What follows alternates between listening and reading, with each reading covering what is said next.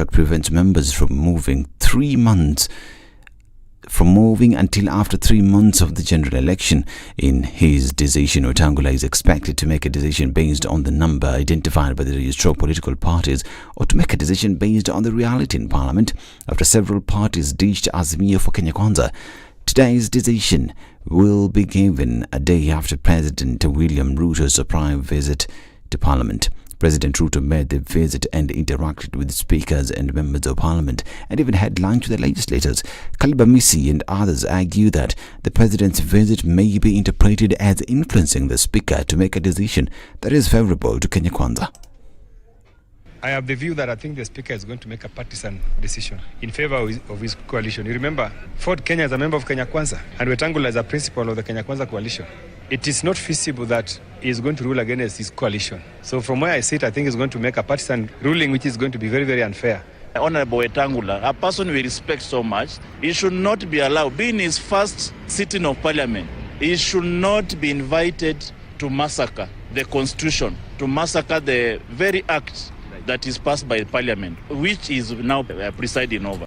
However, some members of Parliament from Kenya Kwanza have emphasized that it is impossible for the Senate and the National Assembly to have speakers from Kenya Kwanza and not be recognized as the majority. Point of contest was between whether UDM are legally in Kenya Kwanza, and the Senate ruled that it was in Kenya Kwanza. Then obviously it will tell you that we are the de facto and we are the de facto leaders of majority in the National Assembly. So there is no much question about that. Tuko na speaker wa Kenya Kwanza katika mbunge la kitaifa, na tuko na speaker wa Kenya Kwanza katika mbunge la seneti. Itakuwaje ati sasa ndio utakuwa katika mrengo ya opposition? Itakuwa ngumu jameni. Haiwezekani. Various political parties, even those that belonged to Azimio la Umoja political party, thereafter decamped and came to Kenya Kwanza. Now, President William Ruto flagged off the inaugural consignment of tea to Ghana under the Africa Continental Free Trade Agreement. Ruto says that small-scale growers helped actualize Kenya's tea export position, claiming that they provide 90% of what Kenya sells. The president added that he will boost farmers and will work to ensure an adequate supply of fertilizer at a price that's less than 3,000 shillings. It is the ordinary farmers, most of them on under 1 acre of production of tea. And it's amazing how ordinary people, a farmer on 1 acre, can make Africa Continental Free Trade Area a reality. That is the power of unity. That's the power of consolidation. That is the power of aggregation. And that's the power of working together. Our very first intervention on farmers is to try and reduce the cost of production, so that we can enhance our productivity. Progressively, we are going to work with our farmers so that we can better support them in production. Now, former President Uhuru Kenyatta and Olusegun Obasanjo are set to lead Ethiopia Tigray peace talks scheduled to take place on the 8th of October. Sunday in South Africa. This after the Ethiopian government accepted an invitation by the African Union to participate in peace talks aimed at ending a 2-year conflict with Tigray forces. In a statement, the government of Ethiopia noted that the talks should only be mediated by the African Union and should be held without any preconditions. Prime Minister Abiy Ahmed's National Security Advisor Redwan Hussein said on Twitter that the government had accepted the invitation, which is in line with its principal position regarding the peaceful resolution of the conflict and the need to have talks without preconditions. Last month, the African Union welcomed the announcement by the regional government of Tigray of its commitment for a peaceful resolution of the conflict. This is News. I am Dennis Asseto. Good morning.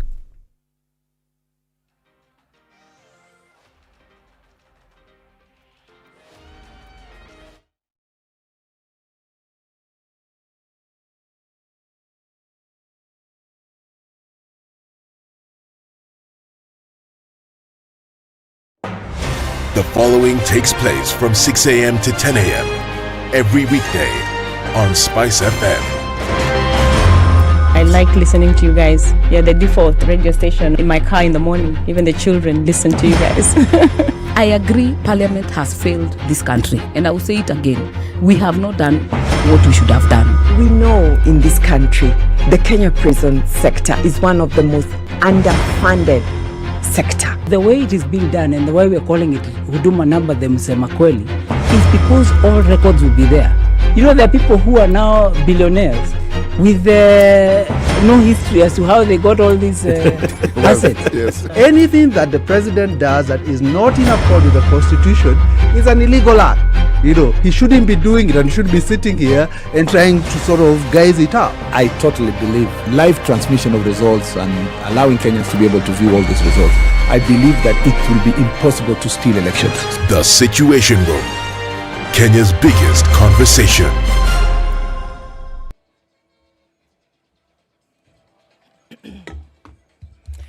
It's Thursday morning, and what does traffic look like in certain parts of Nairobi? We're looking at traffic building up on the Thika Super Highway today.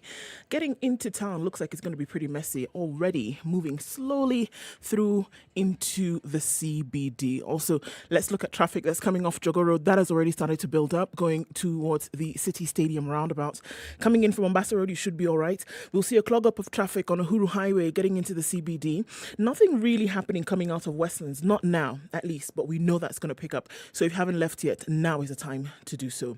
Let's talk in about half hour. SpiceFM KE on Twitter. Want to keep things moving going towards the tail end of the week. SpiceFM, Nakuru.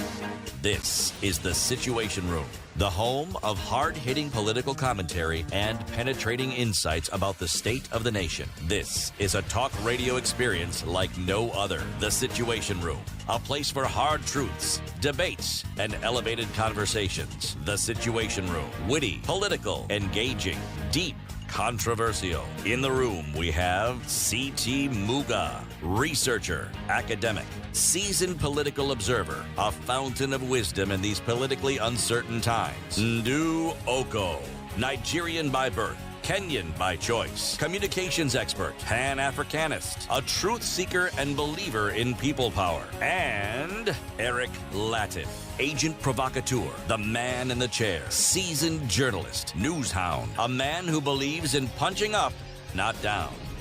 This is the Situation Room, it is the only way to start your day. Alamisi. You know that? Alamisi. What are those? It's the day. It's the last day. Oh, so. Alamisi. They say Alhamisi, but now who cares for such? Mm-hmm. Yeah, who cares for such? It's in Hausa, Thursday is Alhamis. Alhamis, now we don't add the isi. Alham. Is. Alhamis. Yeah. Alhamis? Alhamis in Hausa. Sawa. So Thursday miss.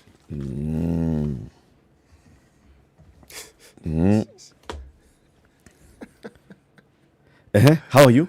Nani Mimi? Yeah. I am fine, thank you. Good morning. That's where we are. Hey, good morning, Buana.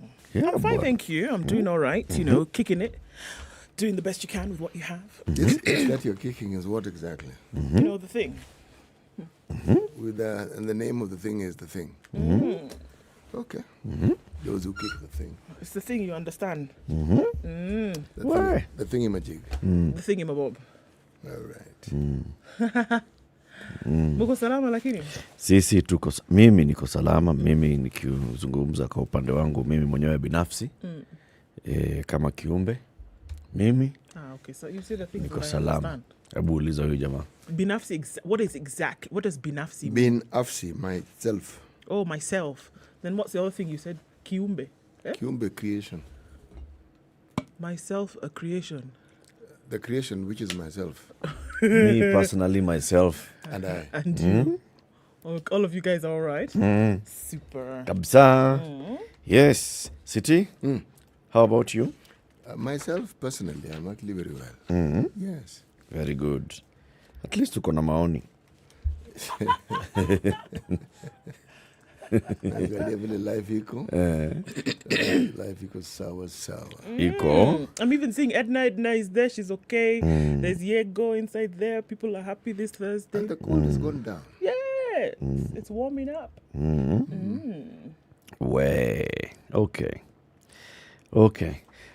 Iko salama kabisa kila mtu. Welcome to Kenya's biggest conversation. It's Thursday, the 6th of October, 2020. You know what? 22. And we are here to have these conversations today. Looking forward to it. It's Justice Thursdays. And we want to talk about justice for children today, because it's very, very important. So at 7 a.m., we'll talk about the childcare reform strategy in Kenya, and we'll be joined by Caroline Meres, who is a Principal Children Officer at the National Council for Children's Services. That's our Justice Thursday conversation, 7 a.m. At 8 o'clock, we talk about land and land buying, property ownership in the country. And there's somebody who says that a title deed is the most useless document in a land buying transaction. Ouch, why? A title deed is the most useless document in a land buying transaction. For someone to come up with such a statement, there must be a very good reason. Oh, they really hurt. This is what I want to hear. At the most useless document. But also remember, we're talking about in a land buying transaction. I wonder what the most important document then is. Solomon Wangwe is the founder and managing director of Goshen Acquisitions Limited. It's a real estate company. Yes, he will be here at 8 o'clock and he will tell us, so if not title, ready title, then what? Then what? Hey. It's Friday and it's not Friday. It's Thursday. There you go. Okay. Sorry to bust your bubble, but you know. I was hoping it's Friday. Just because people talk about manifestation, say you manifest, you want to manifest Friday. It doesn't quite work like that. I was hoping it's Friday. No. Hiya, Basi. So at 9 o'clock, we talk about the path to Kaliech, telling the preserving Kenya's history. Tell us about Kaliech. Odongo Mamo. Odongo Mamo was a minister. No, was not. Was he a minister? Did he have agriculture minister? He was agriculture the minister. First African to actually have a master's in agriculture. Yeah. What we now know as Egerton University, the first African principal of that particular college. There you go. Yes. He And what started else? writing a book. And then his son has finished the book. Of course, I mean, he started writing the book and he passed before he could complete. His son finished the book. His son will be here with us. The son will be here to tell us about the book and much more. Yes? The path to Kaliech. What's Kaliech? Kaliech is an elephant. Kaliech is like an elephant. He was a huge man. He was a big man. Okay. He was referred to as Kaliech. Physically he was? He was huge, not big. Okay. He was a big man. Huge. Okay. Yes. Interesting. Odongo Mamo. So, Robert Mamo will be here. He's a man who has completed his father's book. He's a strategic planner and a commercial farmer. He will be joined by engineer Isaac Mutemi, who's a politics and policy advisor. They'll be here, both of them at 9 a.m. to tell us about this path to Kaliech. Yes, the path to Kaliech. Also, Dongo Mamo is the father to the current outgoing CS for Foreign Affairs, Rachel Omamo. Haya, tuambie about COVID. Actually, nikwambie, China bans residents from leaving Xinjiang just weeks after its last COVID lockdown. Remember, millions of people have been locked up for some time because of COVID, and they said, okay, fine, we're releasing measures. Then these fellas get surprised because the country has said there is another COVID-19 outbreak just weeks after the far western region began relaxing restrictions from a stringent extended lockdown. It's fueling public frustration amongst those scarred by food shortages and plunging incomes. How about that for adjectives this morning? Tuesday, the region, home to 22 million people, many belonging to ethnic minorities, reported 38 new asymptomatic COVID cases. So they're just 38 out of 22 million. They're asymptomatic, but the government says shut it down. It was enough to alarm officials, with vice chairman of the area, Liu Shushe, vowing to strengthen the control of cross-regional personnel and insist that people do not leave the region unless it is necessary. They've said they'll strengthen control measures in airports, train stations and checkpoints to prevent the virus from spreading to other parts of the country. All inbound trains, interprovincial buses and most flights will be suspended until further notice. Okay? At the airport in a place called Urumqi, the regional capital, 97% of departing flights and 95% of arriving flights were cancelled yesterday, according to data from the flight tracking Veriflight. Meanwhile, all flights departing Kashgar, a southern town, which is Xinjiang's second largest airport, all flights were cancelled except for 2 that were landing. It's said that China is the world's last major economy still enforcing strict zero COVID measures, which aim to stamp out chains of transmission through border restrictions. We've seen other countries saying open up and let's just get this thing moving. From the UK to Australia to New Zealand, the US, France, Germany, Italy opening up. China said 38 asymptomatic, we're locking this thing down. That's what it looks like there. The Ministry of Health tells us that there have been 8 new cases in Kenya from a sample size of 1,411. 7 of those are in Nairobi, 1 in Busia. And just looking at that report from earlier on, all of them are asymptomatic cases and 0 recorded deaths. Another day of that. That against global numbers of 624,918,177. 17 minutes after 6. Are you well secured to win an acre of land on Monday? If you're not, shauri yako, my friend, shauri yako. So first of all, Bamba Shamba Reloaded by AMG Realtors is up and running. If you want to know more, text Shamba to 40299. That's Shamba to 40299. You have a chance to win an acre or 2 or 3 or 5 pamoja. I mean. Yeah, they're giving away 10 acres of land to 6 winners. 1 winner getting 5 acres in Nanyuki, my friend. Hey, shauri yako. 18 minutes after 6, live streaming the show as we always do. And we are soon going to be saying hello to everybody who's saying hello to us online.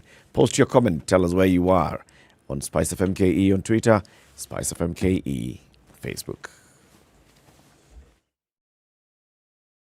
This is the Situation Room, the only way to start your day.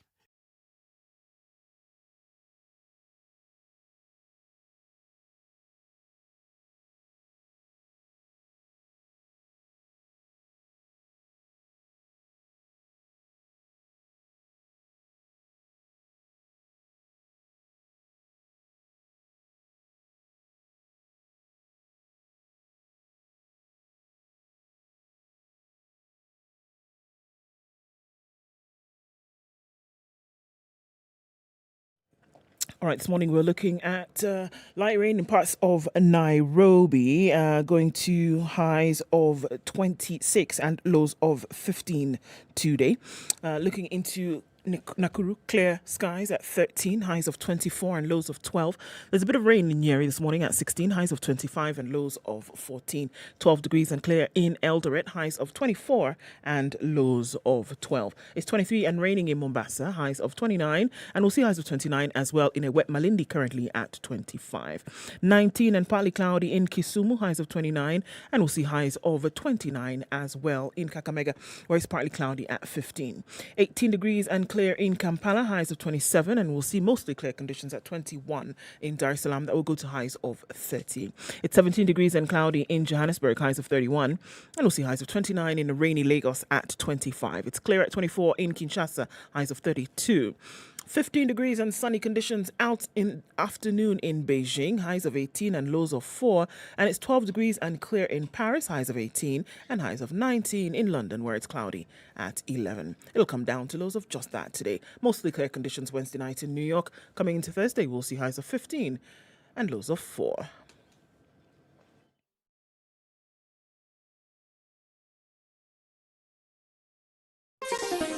Chilled Spice.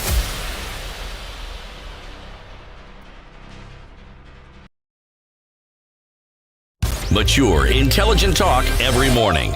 Spice up yourself.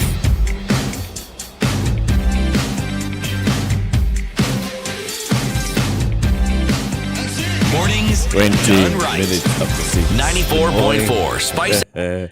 Who is online? Everybody. Dennis Sigay says, good morning. He's tuning from Kisumu City.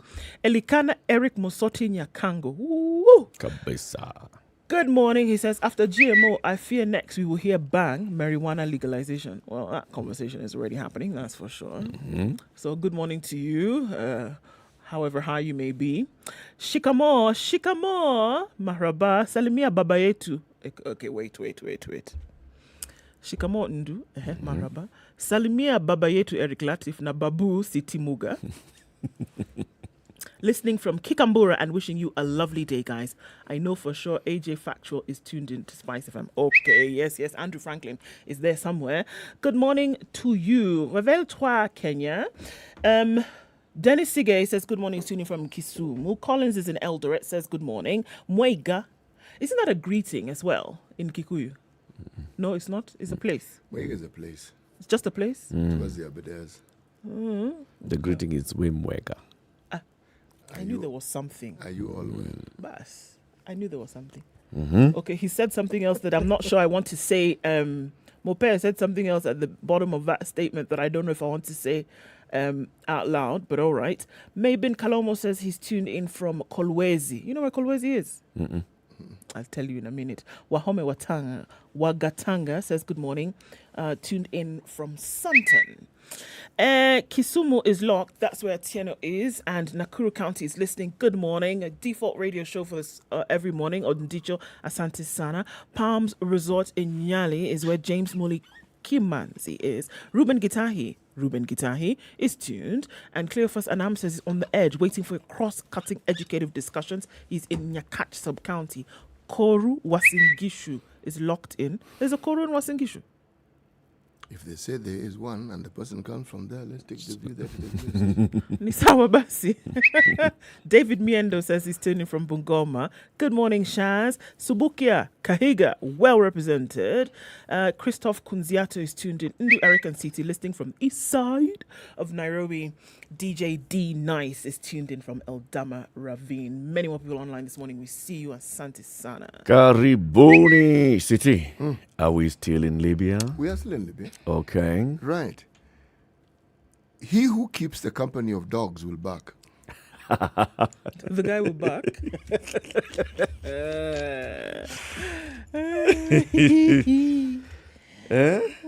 He who keeps the company of dogs will bark. Let's give them time. They may, I think the thing is, they may even think they're talking, but they're barking. I think there's a Swahili proverb that has a similar, how does it go?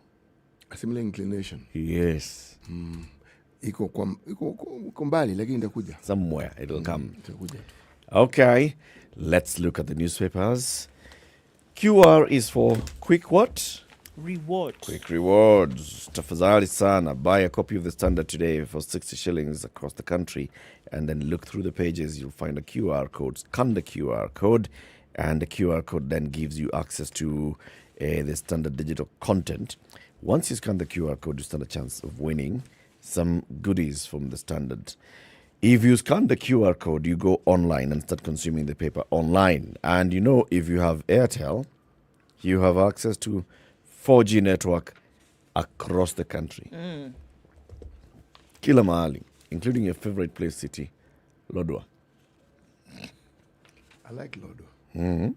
It's a particularly interesting place. Why? Peculiarly hot. One of those places where when it rains, it floods in town.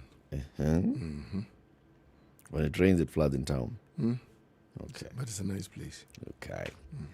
All right. What's on the front pages? On the front page of the Standard, Azimio in a spin after Ruto's lunch meeting is what we are being told.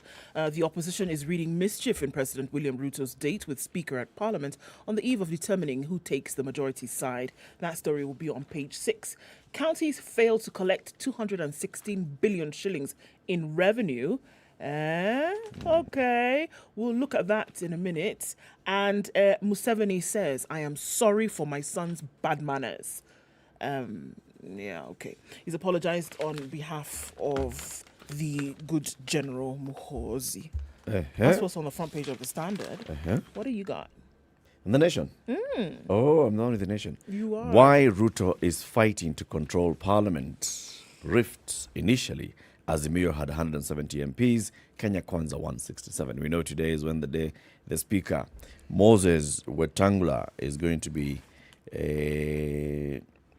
giving his ruling on this matter. Besides the 6 House leaders led by Wetangula, the 28-member Committee on Appointments, which will vet Ruto's CS nominees, includes 22 other members nominated by the House Business Committee on the basis of proportional party membership in the House. Taking into consideration the numerical strength of the parties and interests of independent members, this means that the side considered majority will have more representation in this committee on appointments. And it will be the one that's vetting the new cabinet. So, of course, if this other side are told that you have a majority and then they become the majority in the committee of appointments, they can just decide just for, just to feel good, to frustrate one or two of the appointees, right? Which will now just be throwing Ruto's administration into a spin at the very beginning of the, like what? So that is part of the headline. Second bit on the headline here. A for beauty research shows that pretty students get high marks. Researchers studying the effect of looks on academic outcomes have found that when instruction is delivered in person, good-looking students tend to receive higher grades than unattractive ones, especially in non-quantitative subjects in which teachers tend to interact more with students compared to quantitative courses. So now, because there's no in-person learning anymore, so those when now with we go, good looks, they are drop. dropping. Yeah. I have a thing. Oh, wow. Wow. We'll look at it in detail. Another headline, The Butcher from Ravine. Trial starts in the US of a Kenyan nurse who's accused of serial murders. A very shocking story of a Kenyan who is in Texas, USA, who's accused of having committed several murders of elderly women. He's already serving 1 life sentence. There's a second trial ongoing for a possible second life sentence, and several others on the way for possible future life sentences. We'll tell you more about that. What do you have? Do you have the thing today? See, the hour. The hour? I need to delay my coming, then I'll be able to get them. Cometh the hour, come late to work. No, if I come, not late, I simply push the time my a little say bit. half an hour, I'll be able to get the paper. Cometh early, cometh without paper. Cometh paper. Cometh early, misseth. Cometh early, misseth paper. Okay. Tell us that one story about this parliament. We malizana with it. Well, this parliament thing, on the Standard, is actually not on page 6. It's on page 4. Yeah, they said page 6, but it's on page 4. Don't worry. 6 and 4, see, it's just 2. It's just 5 in It's on the between. way. It's just 5 in between. That's no problem.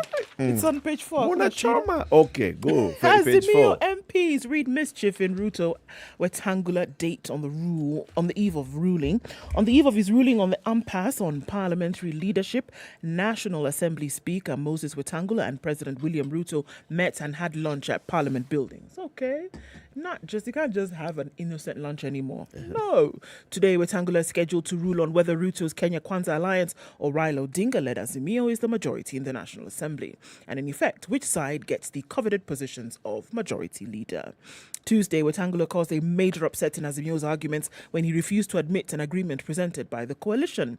The president arrived at Parliament buildings in Nairobi at around 1 p.m., lined up for a buffet with MPs at their lounge. After lunch, he held discussions with the Speaker. The meeting lasted about an hour. Senate Speaker Amason Kingi was also at Parliament buildings, but it is unclear whether he was part of the meeting. Thanks for lunch, President Ruto told Wetangula after the meeting. The pair did not address a press briefing, and details of what they discussed have not been made public. So, just now we're speculating. Earlier, the president had attended a function at the Kenyatta International Convention Center. So, he was just round the corner. Oh, he was just nearby. He was in the neighborhood. Fanciest spot of lunch is what it was thereafter. So, hey. And we're friends after all. We've campaigned for the last 1 year together. We are serving the same people of Yeah, Kenya. and then I'm in the area. Can we not just grab a bite? Okay. And by the way, Parliament isn't far from the president's office. No, it isn't. It's just like, it's like the Bermuda Triangle. Just like this. He was at KICC there for a function. Just finished and crossover. A crossover. Okay. Fancy a bite. He had previously stated his intention to push through the Kenya Kwanza agreement in Parliament, this being President Ruto, with the most recent declaration being his plan to have the budget revised downwards. But coming a day before Wetangula rules on the majority side in the National Assembly, some opposition MPs read mischief in the president's visit. Saboti MP Caleb Amisi said the timing of Ruto's visit could portray him as trying to intimidate Parliament. He said, "This is the first time we have seen a sitting president come to Parliament. It goes without saying that he came to intimidate an arm of government and the Speaker into making a favourable ruling." Vihiga Senator Godfrey Osotsi said the President and Speaker could have met for an innocent lunch, but it would be viewed as canvassing. According to Osotsi, it's like when a judge is supposed to make a ruling in a matter you are involved in and you have lunch with the judge. But Garissa Township MP Aden Duale dismissed such talk, of course, saying that Ruto respects parliamentary leadership. The president must come to have lunch. Well, I mean, it's lunchtime, there's food, he's hungry. He even had lunch with Azimio MPs, so what's the problem? If the president wanted to intimidate the Speaker, he would have called him to his office, not Parliament. Those Azimio MPs are just trying to be relevant, so you sit there. Sabati MP Clement Sioya from UDA says Ruto's impromptu visit to Parliament was a show of unity with his MPs. It is in no way an act of intimidation to those in Azimio. He was there to assure his troops that regardless of the outcome of today's ruling, he knows that Kenya Kwanza is the majority coalition in the House.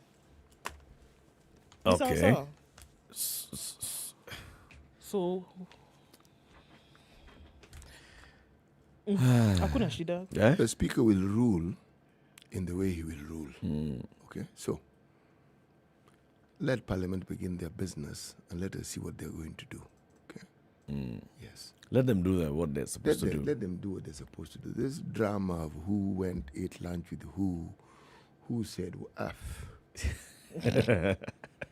27 minutes to 7. Are you running? Hey, man, you know what we're trying to do? Is that we're trying to get, come on, where are the ladies? Where are the ladies at? And trying to get them to participate in the Standard Chartered Nairobi Marathon.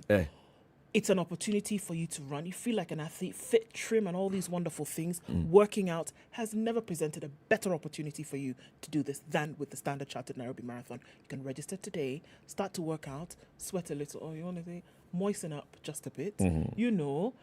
Get yourself fit, run for a good cause. Let's do it, ladies. We can.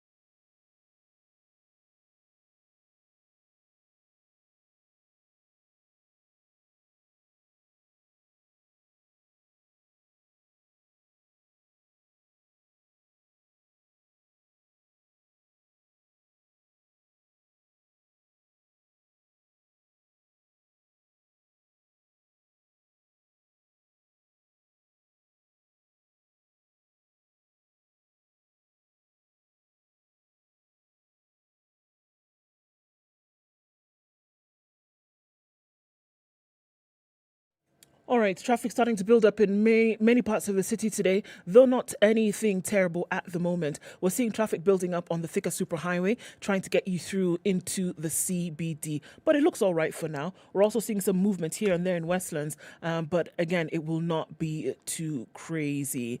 For now, still slim pickings. 6:30 looks good. If you're going where you're going, you should be in good stead. Let's see what it looks like in about half hour. SpiceFM KE on Twitter. Let's keep things moving this morning and do it while safe.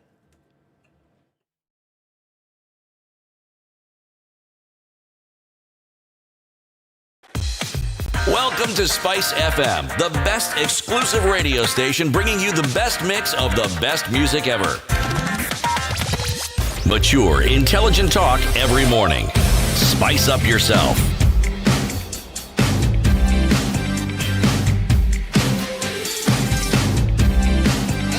Mornings done right. 94.4 Spice FM. So, for example, Teacher Bunde says, this proverb of your city, a man who keeps the company of a dog will bark. Why not the other way around? A dog who keeps the company of men will talk. It's a good way of looking at it. Most definitely. Yes. So in that Dogs sense, have kept company of men for years. Do they talk? They don't. Well, That's why the proverb doesn't say it that way. Because out of experience, they don't talk. But men bark. Yeah?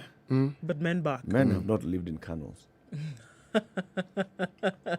who lives with the other? Dogs live with men. Yes. It's the dogs that keep company of men. No, if you take that reasoning to its logical conclusion, then what would you say of beekeepers? Beekeepers usually always sting. Oh, they buzz. What would They buzz. They're always stung. Yeah. But they get used to it after some time. Sindio? Yeah, they do. The bee sting? Yes. The beekeeper, Really? yes, the beekeeper gets used to the sting of the bee. After having been in their company and being stung on a regular, they get used to it. No swelling. I mean, they may swell a little, but that initial pain that you feel, they don't. The bee sting is not just the pain; it's the aftermath. Yeah. But that's what I'm saying. After some time, they get acclimatized to it. Eco. Okay, let me take you to America. Page 10 of The Nation, how Kenyan nurse in U.S. trailed and killed his victims. The story starts from in Kenya here. Kabunyonyo village in Eldama Ravine, Baringo County, is a sleepy rural center on the edge of Mesegon forests that is not only so unknown you can barely find any news about it on Kenyan media, but it's also the last place you can expect to find a serial killer. Yet thousands of kilometers across the world, in the US, prosecutors have this week began one of the most publicized bizarre murder cases to be witnessed in the world's most powerful nation that, strangely enough, involves a son of Kabunyonyo who flew there to chase the American dream. Billy Kipkorir Chemirmir is 48 years old and on Monday began trial for the third murder out of 22 that he is accused of committing over a 2-year period between 2016 and 2018. When we were just here doing our thing, living our life, the man was there doing his thing, living his life, and in his wake, 22 people had died. If convicted, the Kenyan, who is already serving a life sentence after being found guilty in April for one of the murders, will get another life sentence without parole as he waits for his other 20 trials. What is baffling investigators, prosecutors, and the citizens of America is not how he was able to carry out such a large scale of murders undetected within the same vicinity, but his choice of victims and the method he was using to kill them. All his victims were elderly people living in Cheshire homes or in private homes, where he posed as a home caregiver or a technician sent to repair an appliance. Those that were unlucky enough to open the door for him were robbed of their jewelry before being suffocated using a pillow. Relatives of the victims, after failing to find them on phone for days, would assume that their loved ones had died naturally of old age, since there were no signs of strangulation or forced entry into their homes. But by this time, Chemirmir, who was ironically airlifted by his sister to work as a home care nurse, taking care of the elderly, before discovering he could make more money from stealing from his people, was doing other things, and he was on to the next victim. So, this is what happened, for example, in this first case. In the latest trial, Chemirmir, who may never have been found, had one of his victims not miraculously survived after being suffocated with a pillow in 2018. He's accused of killing 87-year-old woman Mary Brooks in January 2018. Miss Brooks was last seen at a Walmart store in Dallas before her daughter, Ann Brooks, became concerned that her phone calls were going unanswered. After failing to find her mother on phone for a second day, Ann asked her son, David, to check on his grandmother, as she lived nearby. When David arrived at his grandmother's home, he found the door open, the lights on, the grocery that she had shopped the previous day on the sink untouched. At first, he thought his grandmother had fallen unconscious because she was unresponsive. Only for medical personnel who had been called came to confirm that she had died. Unknown to the Brooks, who assumed their kin had died naturally, the police were at this same time investigating a number of mysterious deaths of a number of old women whose last known location was the Walmart supermarket in the area. One of these women was 81-year-old Luthi Harris, who Chemirmir was found guilty of murdering in April. She was found dead at her Dallas home in 2018. CCTV footage collected from Walmart supermarket showed Chemirmir was present at the premises at the same time that Harris was there, and he left shortly after the 81-year-old had also left. In the second case, Martha Williams, who was found dead in a retirement community a week before Harris was killed, was also spotted at the Walmart supermarket on the day she disappeared. Unlike in the first case, Chemirmir was also present at the supermarket. So he would go to the supermarket, according to the prosecutors. That's when he'd spot an elderly lady, then wait for her to come out, follow her to her home. When she gets home, he's there with her. So in the case of Brooks, the serial killer parked his silver Nissan Altima next to his would-be victim's car, followed her into the supermarket, and also left the supermarket after she had left. After her death, police managed to ping Chemirmir's mobile phone into the victim's house, leading them to conclude that he was indeed the serial killer they'd been looking for. So, I mean, obviously, there was something, as they're saying, just looking at this behavior, there is something about all his victims that run similar. Age. Living alone. Yeah. Or in a community home. And then for many reasons. Yeah. And then so he'd come in, he'd follow them, so he'd knock, they'd open. As soon as they opened the door, he'd be there. He's wearing gloves, suffocates them with a pillow, and leaves them for dead, ransacks the house, picks jewelry out. So when police now went to his home, they found a jewelry box belonging to this latest victim, Ms. Brooks. Evidence is right. And they also found others. The woman who survived, apparently he had done the same thing, went, suffocated her, ransacked the house and left in a hurry. He thought she was dead. He thought she was dead. Unfortunately, or fortunately for her, excuse me, her friend was coming to visit her. So the friend just arrived and found, hey, this lady is unconscious, called 911, call 911, called 911, 911 came, she was resuscitated, she didn't die. So she was narrating. I opened for a guy, I saw he was wearing green gloves, he came and suffocated me and did this and the other. So that now pointed the investigators to start understanding how there was no breaking, how there was no scene of confrontation, there's no strangulation. And the pillow, it's his pillow, so he's not leaving it there. He comes with his pillow. Yeah. Comes with his pillow, he's wearing gloves, and he leaves the house just as it were. Only thing missing is jewelry. Wow. 22 people. He's been convicted of 2 so far? One so far. Second trial has just begun. Has just begun. Yep. And he received a life, is it the sentence, and the first one was a life sentence? Yep. Okay. It's going to be interesting to see. Obviously, he's not, if we're going to look at the mental health, there's something that triggers him, and there's something that he gets off on. That's clear in this. Because it's methodical. And that's it could just be a thug. True, but the methodology with which he's doing this, that it can now be narrated, and then you can pinpoint from one to the next. Behavior people will tell you that there's something that then runs similar through all of He's that. meticulous. He is, but what sort of mind leads He's a thief, he's a thug. to select a certain group of age group, individuals? exactly, that's another thing. And his way of trying to accumulate material wealth is by killing them methodically. Yes. So this is a person who clearly doesn't have any empathy. He doesn't. Because he comes from a community, traditionally, where elderly people are respected. Elderly people are revered. So what is it? Because this is a complete twist. Yep. Completely. If it was a guy who was looking to get off or get rich, then his victim would be anybody. But there's a particular victim that he's going after here. It could be that there's the assumption that they would be weaker, so then he would be able to overcome them. But then get this, they live alone. They're elderly. He comes with his own pillow. He is methodical. Yeah. Completely. He's deliberate. Yes. It's premeditated. Absolutely. And he's understood. It's not random. No, it isn't.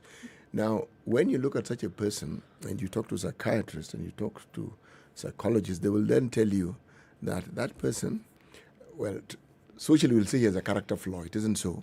It is his mind. There's a maladjustment somewhere in his mind.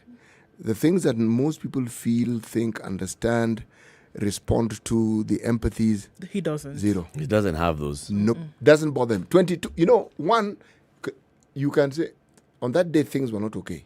But still he's killed someone, so life sentence. 22. Yeah, 22. No. Even if it was 2, forget 22. You'd say, no, something isn't quite right here. Would you say it's the same thing as a bank robber, serial bank robber? In those days of the John Kiriamitis and the others who would just walk into a bank. If they've planned, this is the day we are robbing this bank. We find a soldier, the watchman, we deal with the watchman. If anybody comes and raises alarm, you have a gun, shoot the bugger, take the money, go. Zero empathy. You are so focused on your mission that you have no feeling about life and somebody else's life. You get to that position, yes, there would be similarities, but somebody who preys on the weak and on the infirm, that's a different mindset altogether. This is a person who even avoids danger because this person is elderly. This person is not strong as you. This person is alone. This person is almost defenseless. Yep. Okay? The bank robber is daring. They may be methodical, but the question you would ask is, what does it take to get someone's mind to get to the point where they are ready to forfeit their lives? Because there is that opportunity. The danger that these people pose to, say, the guards and the policemen is because in their thinking, either I kill this person or they will kill me. Yeah. It's not complicated. But in the event that they are not challenged, the likelihood of anybody dying is next to zero. Okay? But every once in a while, you'll find somebody who doesn't mind just shooting people for the heck of it. Yeah. Now, that is the person you'd say, something isn't quite okay with this person here. That's true. Yes. That's true. Anyway, so the trial is ongoing. So this person, let me tell you where he came from. He is a son of a senior colonial era chief, Joel Chemirmir. He moved to the US in the 90s after one of his sisters secured a visa for him. He was raised in Solai, he schooled in Nakuru, and he's the 8th born in a family of 9 children. He relocated to Kabunyonyi after completing high school, where villagers say he spent most of his time drinking in local bars before his sister came to his rescue.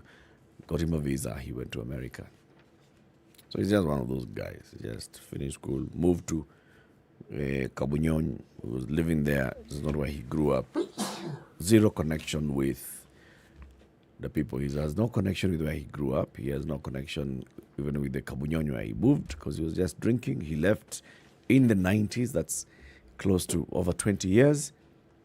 Went to America. And this is what he was doing. Anyway, tell us another story. Me.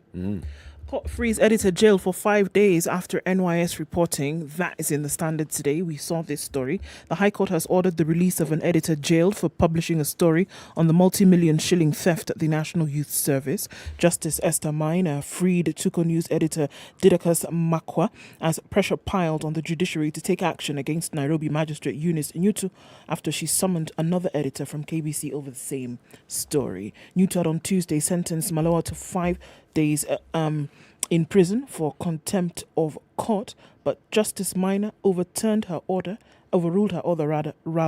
and released the editor pending determination of an appeal challenging the magistrate's sentence. Nairobi magistrate had summoned the KBC editor, but the public broadcaster and the Kenya Union of Journalists, through lawyer Danstan Omari, objected to the proceedings. If there is a complaint that the fair thing... if there is a complaint, then the fair thing is to be supplied with the proceedings of that day so that we can prepare to defend our clients. Omari, together with lawyer Asanya Kundi, said it was wrong for the magistrates and the ODPP to punish journalists for reporting court proceedings without giving them a chance to defend themselves. The KUJ Secretary General Eric Odur lamented that the judiciary is creating fear among journalists, yet there is a clear channel of what to do if there was a complaint of misreporting. The complaint arose from an article about David Mbogo's testimony during the hearing of the 230 million shilling theft at NYS, where Mbogo is a storekeeper. Yeah. Huh? Yep. Released. Freedom is here. It has come. City? Yes. Tuambie bwana. Najua. Then I'll tell you about beautiful kids and high grades. Tutaongea about beauty. Something that I found Really interesting in the Standard on page 6. Now on page 6. The page This 6 is the now. story. The page 6? Not on page 4. Top honors for 264 teachers whose schools excelled in last year's exam. Right. Teachers being recognized for what they have done. Okay? Awards coincide with the global celebrations marking World Teachers' Day. Even teachers have their day. Okay? Right? Commission lauds tutors for outstanding COVID-19 and poll periods to post good results. Let me just read a paragraph. Okay. The Teacher Service Commission has released a list of teachers who posted remarkable results in last year's national examination. In total, 264 teachers were awarded, with 51 of them given national honors on a day Kenya marked the World Teachers' Day. Okay? Let me just mention the names so that people know these wonderful people. Okay? Yes. The year 2022 recipients of medals and certificates. Global Volunteer President's Award. Esther Nyeri Mureke, Kamwenja TTC Nyeri, OGW. Okay? 2021 Top KCPE Public School, Mulo S. Mwendo. Inyokoni Primary School, Makwini, HSC. Head of State Commendation. Yes, not high school certificate. Head of State. Okay. OGW is Order of the Golden Warrior. Yes, exactly. Mugambi Jocelyn Kirimi, PCA Kadingiri B Primary School, Embu, HSC. Sawe Kipsigoi Sami, Bishop Muge, this isn't Bush, but it's Bishop Muge Memorial Primary School, Nandi, HSC. Emily Gerono Tanui, St. Luke Prep, Briette, Nandi, HSC.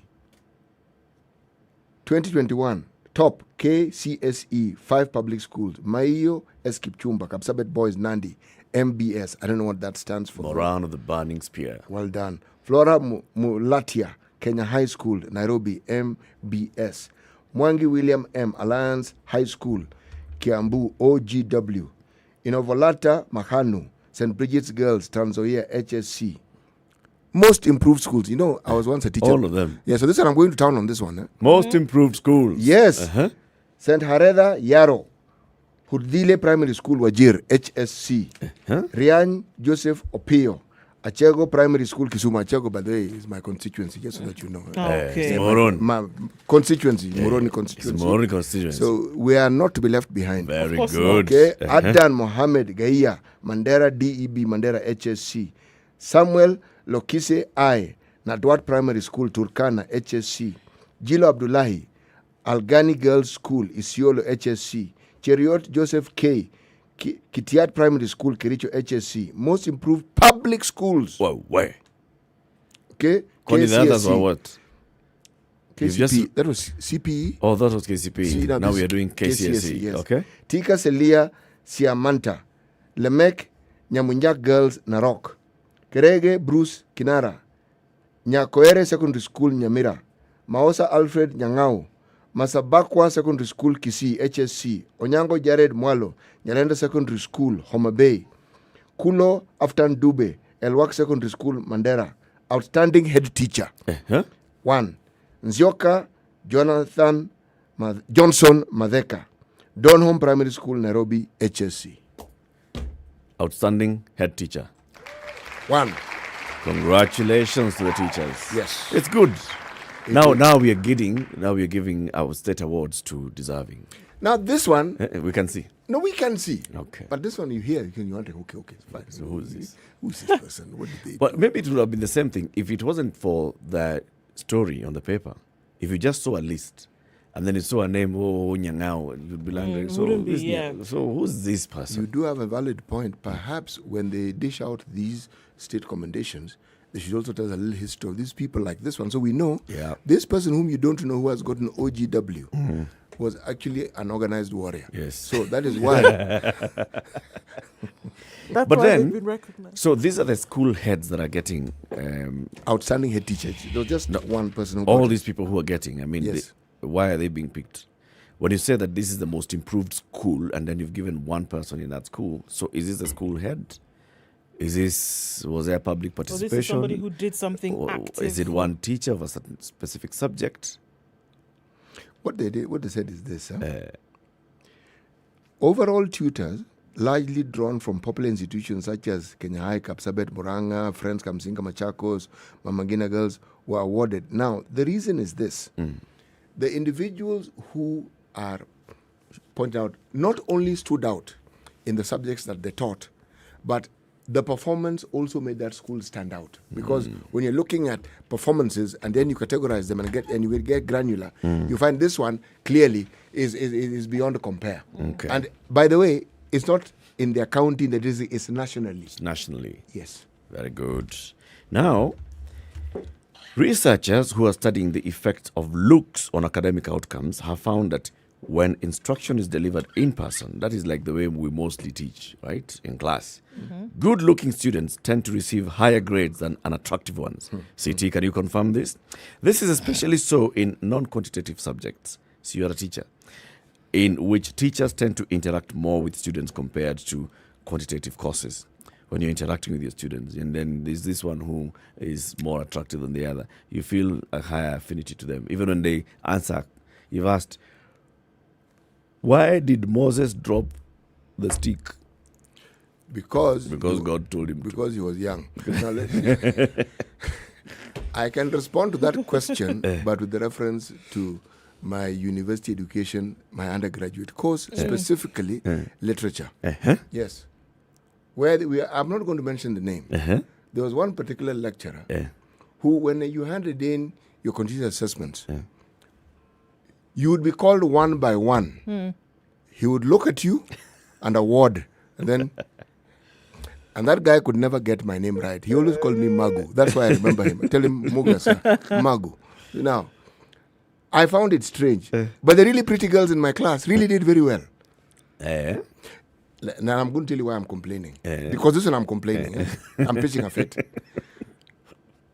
Some of that work that they handed in, I was responsible. You're the one who did the work. Who helped them do the work. Yes. So you say it's true. No, it is not true. The pretty kids will get their work done for them. And they'll get the high marks. And they'll get, the soft leaning of the teacher. They'll get the soft leaning of the teacher. Abi? No. Why were you helping these ones? They're my friends.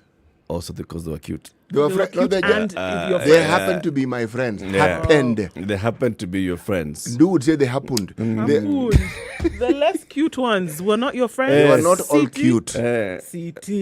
They were not all cute. But the cute ones, friends, but the cute ones are the ones who got the marks. No, better marks. Okay, look. So it's not a lie. So you'd help the cute ones and the non-cute ones. The cute ones would get something like 27. I, who did the work, end up getting 21, and I'm wondering, but I'm the one who taught these things too. I'm telling you, the truth was... it shows that he would do better work for the lady than even for himself. I'm even wondering why I told you guys this story. It's over. It's being manipulated. Even your own bias. Even you. Your even own when homework. you were not teaching your own homework. Look, they would come as a group and they were all being... I was tutoring them at the same time. I really hope one of them is listening to this so they can call in and say, this isn't exactly true. That was university. Okay. Yes. Okay, so attractive students' grades drop when teaching is done virtually. Attractive students' grades are high when teaching is done in person. Confirmed. Keep it here for more conversations coming up in the next hour. Remember, you have a chance to win an acre or 2 or 3 of land from with Bamba Shamba. Okay, text the word Shamba to 40299. 40299. AMG Realtors is giving away this to their investors. A very good morning to you. It's 7 a.m.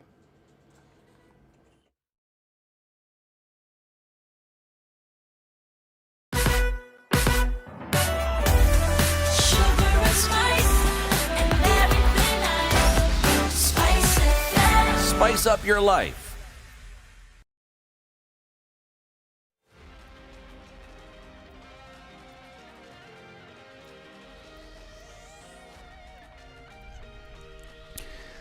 Good morning, this is Newswire. Dennis Asseto, National Assembly Speaker Moses Wetangula today gave his directions on the controversy surrounding what coalition is the majority and the minority In the August House, Kenya Kwanza and Azimio both maintain that they have the largest number of MPs. Wetangula's decision will see those nominated to the position of Leader of Majority and Leader of Minority take up their respective positions. Tuesday this week, Wetangula postponed the decision on the issue to today and gave MPs a chance to present their arguments. Azimio MPs led by Junet Mohammed as well as John Mbadi emphasized that Azimio is recognized by the registrar of political parties as having a large number of MPs due to parties that signed an agreement to join the Azimio before the general election. In addition, the contract prevents members from moving 3 months until after 3 months after the general election. In his decision, Wetangula is expected to make a decision based on the number identified by the registrar of political parties, or to make a decision based on the reality in Parliament after several parties ditched Azimio for Kenya Kwanza. Today's decision will be given a day after President William Ruto's surprise visit to Parliament.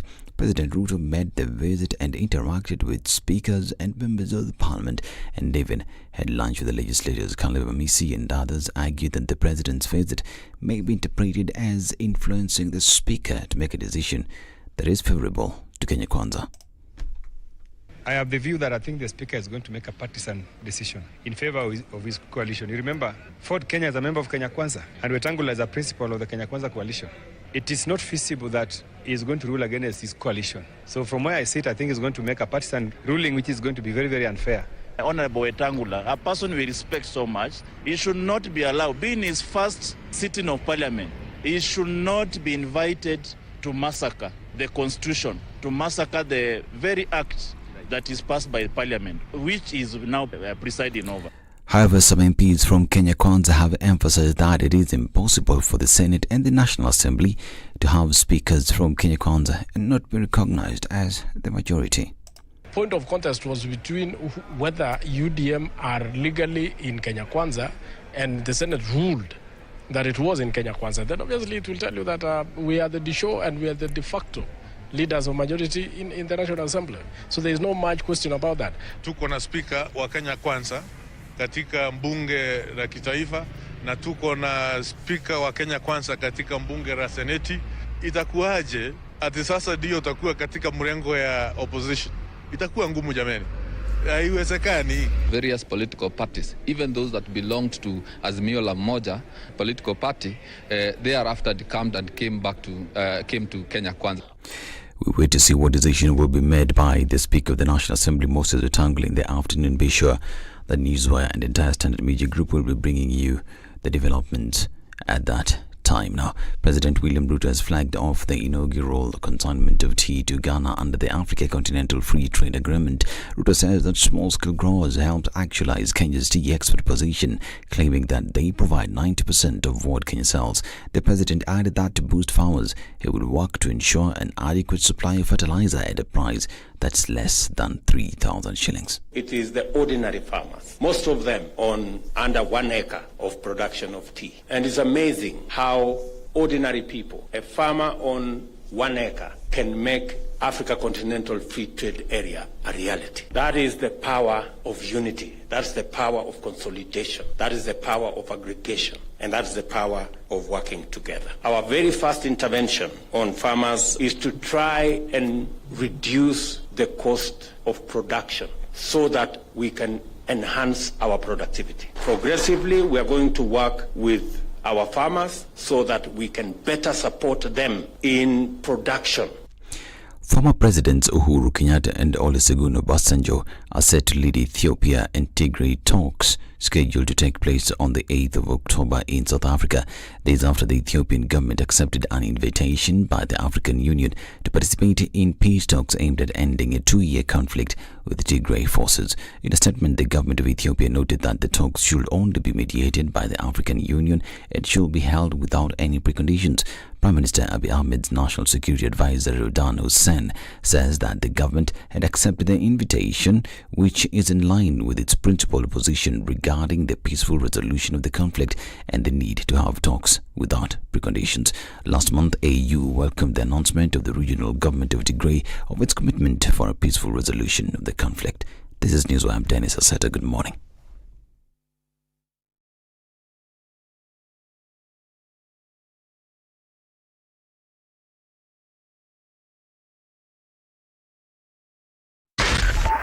SpiceFM, Nakuru. All right, a few minutes after 7 o'clock, and we're looking at traffic building up in many parts of the city, much different than what it was at 6 o'clock. Jogger Road traffic going out towards Landis, which has a little bit right there at the junction of Kamkunji, into the CBDs where most of it is happening. Looking at the Thika Superhighway, coming off that junction at Outer Ring, really heavy traffic as you're getting towards Pangani, and it's also quite full on Kiambu Road, in and outbound traffic. It's actually all inbound. It looks like in and outbound, but I don't know how many lanes we're at now.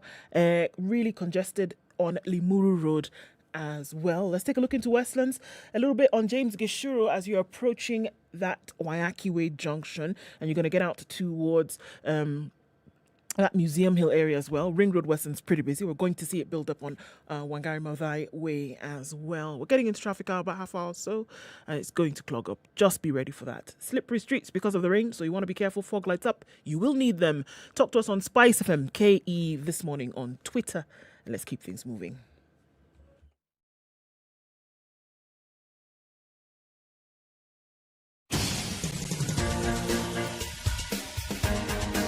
This is The Situation Room, the home of hard-hitting political commentary and penetrating insights about the state of the nation. This is a talk radio experience like no other. The Situation Room, a place for hard truths, debates, and elevated conversations. The Situation Room, witty, political, engaging, deep, controversial. In the room, we have C.T. Muga, researcher, academic, seasoned political observer, a fountain of wisdom in these politically uncertain times. Ndu Oko, Nigerian by birth, Kenyan by choice, communications expert, Pan-Africanist, a truth seeker and believer in people power, and Eric Latif, agent provocateur, the man in the chair, seasoned journalist, news hound, a man who believes in punching up, not down. This is The Situation Room. 7 minutes after 7. The Good only morning and way welcome to to the start second your hour day. of The Situation Room today. We're live on SpiceFM, KTN Home and online. It's Thursday, the 6th day of October 2022. Hashtag Justice Thursdays. Today we want to focus again, justice on children. A couple of days ago, we hosted a judge of the Court of Appeal who was telling us about, the amended Children's Act and all. And today we want to talk about the child care reform strategy in Kenya. We have a guest in the studio from the National Council for Children's Services. Before we welcome and introduce her to the show, she will be given the day's proverb by C.T. Muga. Yes, we are still in the country of Libya. He who keeps company with dogs will bark. He who keeps company with dogs will bark. You could also say, if you really want to learn how to bark, keep the company of dogs. Yes. But the converse is not true. We have seen it in practice. Yes, if dogs keep the company of human beings, they don't talk. They just know how to better wag their tails. That they do, and bob their heads. And bob their heads and follow instructions. Sometimes. They hear. Sit, they sit. Talk, they bark. Talk, they bark. Emmanuel Mugendi says, today's proverb is very relatable to our parliament and the newly elected members. They get into that house. They keep company of the old dogs. They bark. God, that's where it's gone to, huh? That's how far it's gone. All right. South. Completely. Caroline Meres is the Principal Children Officer at the National Council for Children's Services. Good morning, Caroline. Good morning, Eric. Welcome to Kenya's biggest conversation. Thank you very much. That is the hot seat of the Situation Room. Karibu sana. Awesome. But your hair is already now, ready, hot. I know. Yeah, completely. You came ready, prepared for this day and the entire conversation. Introduce us to the National Council for Children's Services. What is it? Where is it? What do you do? Now, the National Council for Children's Services is a government agency that is mandated to regulate children's services in the country. We do not have. We are based at the NSSF building, 4th and 3rd floors. we do not have other offices across the country, but we work through committees that the new law calls children advisory committees. Okay. They are at the county, they are at the sub-county, and we are allowed to go all the way down to the location level. And these committees are comprised of service providers, professionals who work in the sector in those jurisdictions. And their work is to basically coordinate service provision in the sector, and of course identify issues that require policy intervention and escalate the same to the National Council for Children's Services, who then advise the government on what needs to be done to ensure that our children are safeguarded. So you're there for policy Yes. on children matters. Yes. And to also monitor what's happening in terms of the welfare of children. Yes. And make sure that then the government is aware and government comes up with policy and programs and laws Yes. that are for the benefit of the child. That is right. How old is this Council for Children's Services? How long have you worked there yourself? I've been there, I think, for 10 years now. Good. Yes. And the council was first established by the now repealed Children Act of 2001. Yeah, I think it was established, I think, about the year 2002. Well, it's been there for that long. But then, of course, I'm sure you've interacted with the Act by now. Dr. Laibuta was here a few days ago, and Yes. I saw him take you through the Act. And there were quite a few challenges. That it was a good law, but not as good as we would have wanted it to be. And there were challenges here and there that now the Children Act 2022 has tried to address.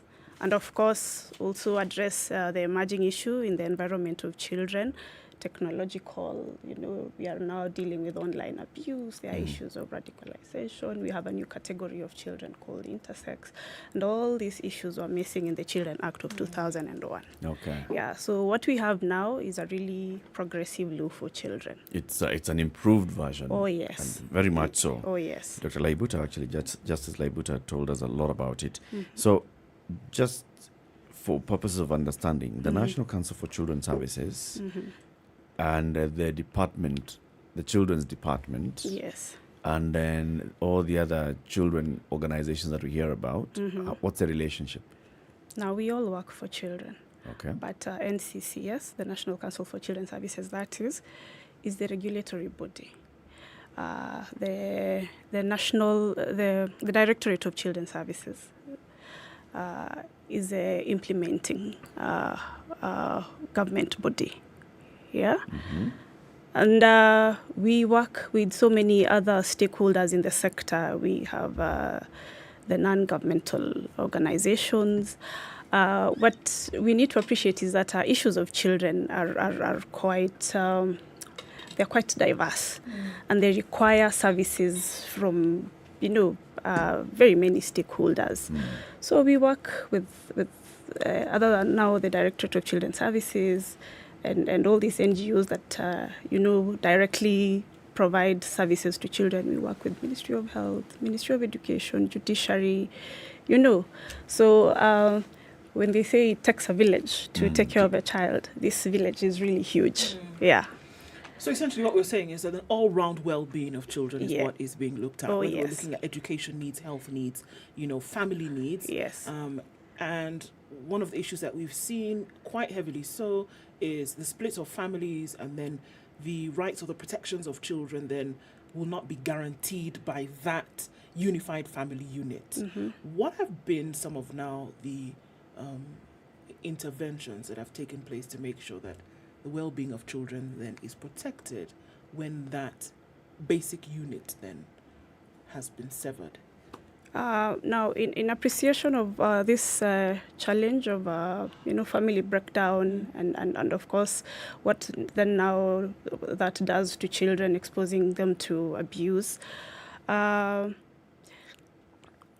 Previously, the law that we had provided for, creation of institutions that then now provide alternative care to children. It's what we famously, or is it popularly known as the charitable children institutions, orphanages, children homes. But then over the years, there are quite many in Kenya. In our records, we have about 800 and I think 75 that are registered. But we know there are more than that. We have really tried to regulate this sector.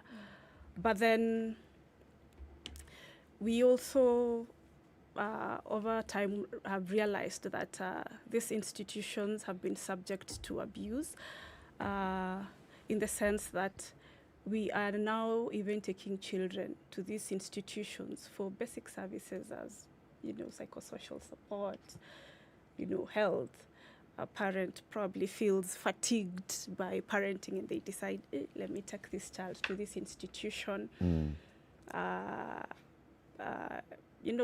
just for basic supplies of education. And we have realized, and actually global research has shown that these have, they impact negatively on the development of children. And then the government has decided that, since these children, the main source is these families. So why can't we, try and strengthen these families and therefore then prevent separation of children from their families and then use these resources that we are using in this institution to support the same children and the same families at home.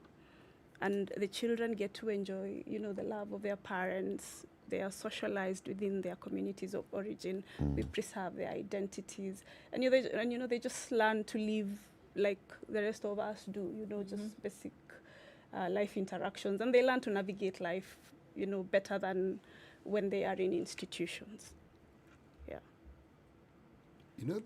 Anytime I engage with the conversation about children, the thing that comes to my mind is just the enormity of the task.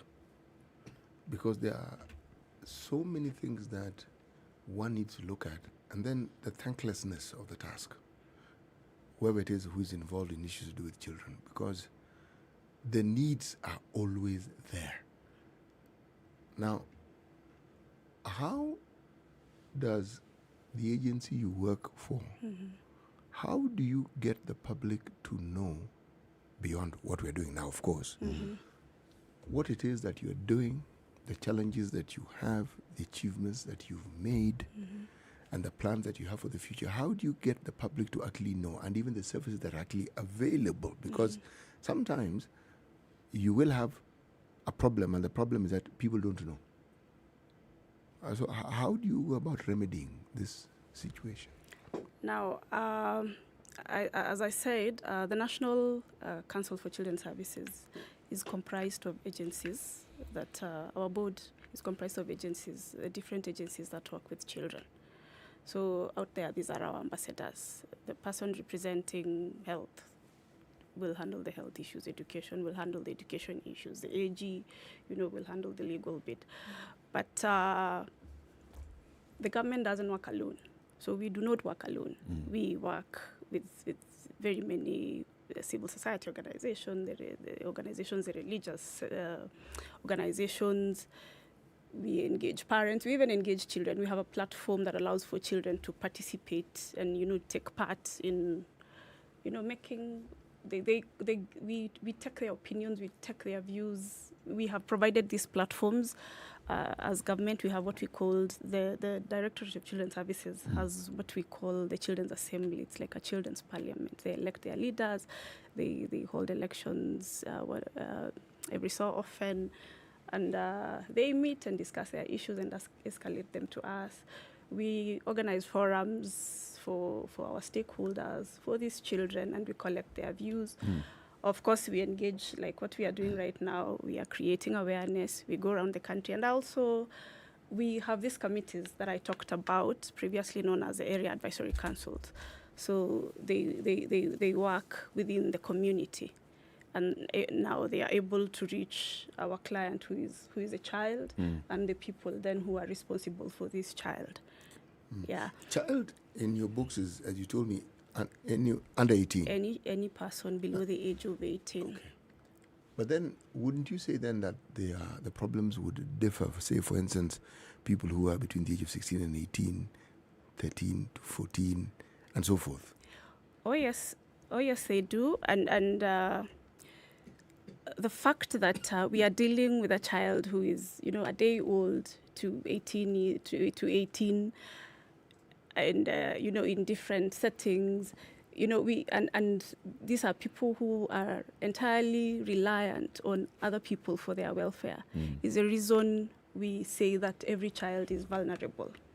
And then when we are doing whatever we do, when we are rendering whatever services that we render, we ensure that we do it in the best interest of this child. And we factor in their opinions, the ones who are able to express themselves, talk to us. We work this journey together. And like you said, it is a huge task, but we try. I want to focus on the adolescent. Mm-hmm. Because this is someone who can actually voice what they think, what they feel. Mm-hmm. And they are the group that perhaps when we talk of issues that young people have, they're the ones who probably our attention is focused on. Oh, yes. When you have these gatherings, whether it's the parliament, whether it is the social groups, what would you say are some of the key problems that these groups, the adolescent in this country, what would you say some of the key things that they talk about and they tell you are things that are of great concern to them? Well, of course, our children tell us that they require more participation platforms. That while at the as government we are providing these platforms, for them it is still a challenge, even at the family level. Yes. Right. And what we are doing right now is under the State Department of Social Protection, we have a directorate called Social Development.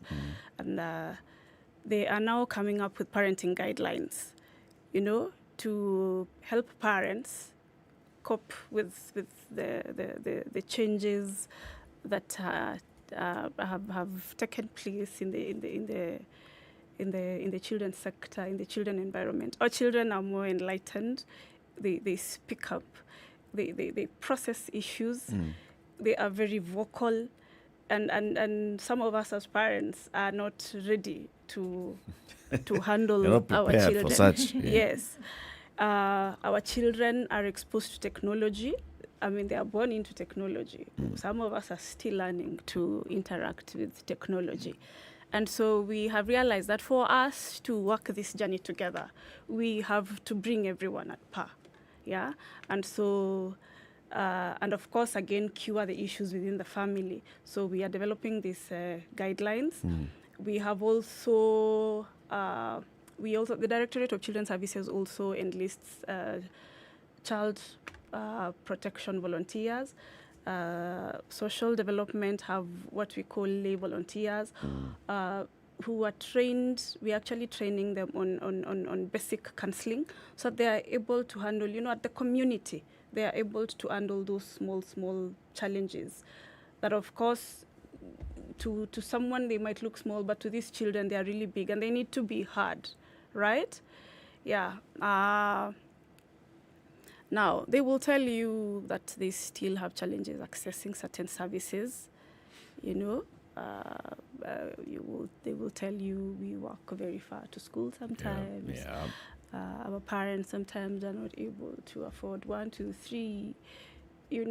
Others even go through violence at home. And we are addressing, all of us as stakeholders, we are addressing these issues. Like when it comes to violence, we did a study, and it actually, the children are actually violated at home by people known to them than by strangers. And we then came up with a prevention and response plan that we are implementing. This plan outlines what each and every one of us should do to prevent violence, including the children themselves. to prevent this violence. And then when it has occurred, what are the steps that what steps then do we take to ensure that this child gets the treatment that they need, that they get justice, So it's a lot of team effort. It's a lot of It's work. a myriad of issues. Yes. If you just focus on what we've talked about now, that children are exposed to abuse and violence, especially in the domestic space. Now, as the regulating body for children issues and children welfare, what is it that needs to be done so we reduce this? Because we're talking about this, there's also the exposure to there's exposure to violence, and there's children getting pregnant. We see very high numbers of children who become pregnant every year. What needs to happen as regulator? What do you see as the view that ought to be taken, or actions that need to be taken to reduce this or to address this? Okay, now all these issues that you've highlighted are all they're all violence, forms of violence. Yeah, and so now then we have this response plan, a very comprehensive plan, and so our work is to ensure that every actor in this prevention and response plan is doing what they need to do, right? And then we are also creating awareness. We are sensitizing stakeholders. We are talking to parents. We are talking to the children themselves. We are even running campaigns. There's a campaign that we've been running, the Spot It and Stop It campaign. And it's really caught on with the children, and they know that they also have a responsibility, one, towards themselves, taking care of themselves, and taking care of their friends, so that if you see your friend being violated, you also have a duty to report. We have the toll-free 116 helpline for children that it's been there for quite a while, and it's actually the children who use it more. They call to report cases. They call even when they suspect that a friend is being violated.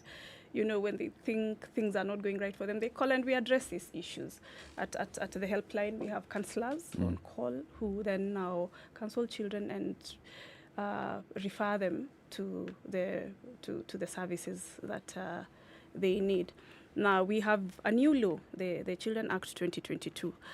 That is very elaborate on these issues of abuse.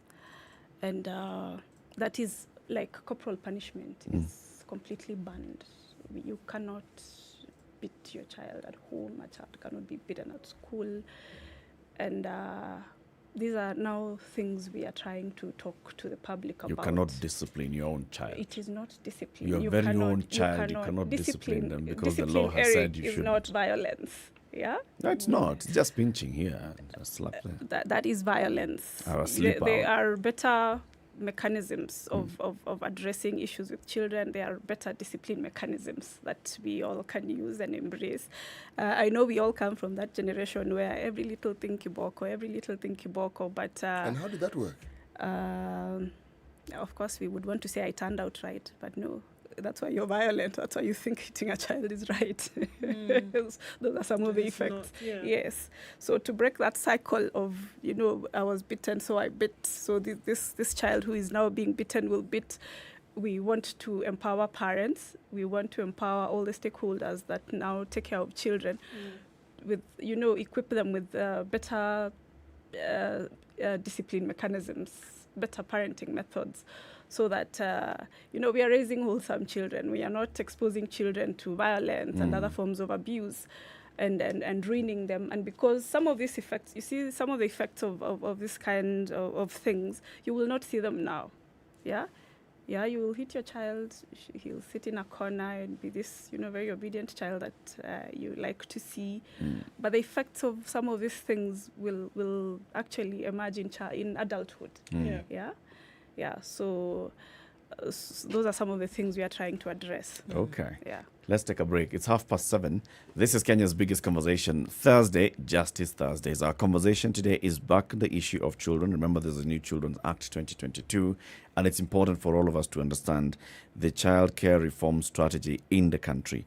The Principal Children Officer at the National Council for Children's Services, Caroline Meres, is our guest today. We're talking about all these issues. Caroline, I see you look very fit. Do you run? Do you jog? Do you exercise? Because Ndu is recruiting ladies. Or to run. Yes, the Standard Chartered Nairobi Marathon is taking place on the 30th of October, and I'm trying to get as many women to join in this as possible. Ladies, girls, women, come out, run for a good cause, while at the same time feel like an athlete. You know, that fit, healthy, take on is really a great thing to have. And so So if you don't want to come out on the 30th, there's a virtual marathon that takes place between the 23rd and the 30th of October. So what that does is that we can run at our own leisure, and then we record our times and send those through, and we have an opportunity to, compete on the leaderboard on the 30th of October when the actual marathon takes place. So, all the ladies is who I'm for. Oh, nice. Moving forward. Yeah, count me in. I count you in? Yes. That's what I'm talking we about. have to stay fit for our children. That's it. This is the Situation Room, the only way to start your day. 3, 2. Everybody, welcome to Kenya's biggest conversation. Heri Latifa, Muga, Madam Du, nimesalimia wote sana. Tumepokea salamu, asante sana. Hapa Garissa today the weather is very good, only that baridi inatupeleka mbio sana. The baridi ni degree ngapi hapo? Hata sijui lakini madam tunakauka sana. If you want to follow the money trail, you've got to think like a thief to be able to catch that thief. A slap from a friend is better than a kiss from an enemy. You remember the kiss of Judas Iscariot? Iscariot. Yes. Is the one that imetuweka kwa hii mashida yote na mataabu. Kwa sababu of that kiss. Yet the slap of Jesus Christ when he slapped those guys and walikuwa wanauza mboga ndani ya kanisa took them to heaven. The Situation Room, Kenya's biggest conversation. A bit of a shower in parts of Nairobi at 16, highs of 26, and we'll see highs of 24 in Nakuru, where it's 14 degrees at the moment, 17 and light rain in Nyeri, highs of 25, and we'll see highs of 24 in a sunny Eldoret this morning. It's raining in parts of Mombasa at 24, highs of 30 and lows of 23, and we'll see light rain in Malindi at 25, going to highs of 29 and lows of 24. Partly sunny conditions at 19 in Kisumu, highs of 29, and we'll see highs of 28 as well in Kakamega, where the sun is up at 18. 18 and cloudy in Kampala, highs of 27 and highs of 30 in a mostly sunny Dar es Salaam at 23. It's 19 and cloudy in Johannesburg, highs of 31 and lows of 17. And Lagos is partly cloudy at 25, highs of 29 and lows of 24. Partly cloudy conditions at 22. In Kinshasa, highs of 32 and lows of 22.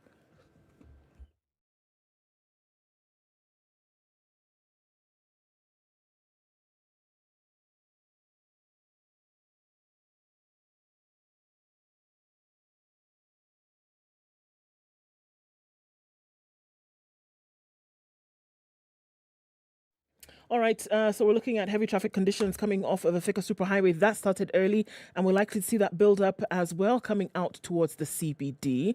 It's also pretty heavy coming off of Kiambu Road. We're looking at inbound traffic. It's bumper to bumper. I do not know how many lines we're having now. Folks are suggesting that you use the service lanes on the Thika Superhighway. There's an option for you. Juja Road in and outbound traffic is also pretty busy coming out then into the CBD. As you come out of Westlands, it's pretty heavy here. James Gishuru, heavy coming out from Mzima Springs, coming out from Gitanga Road. And so that will be some sitting for some time. All right, SpiceFM KE on Twitter. Let's talk there and keep things moving this Thursday.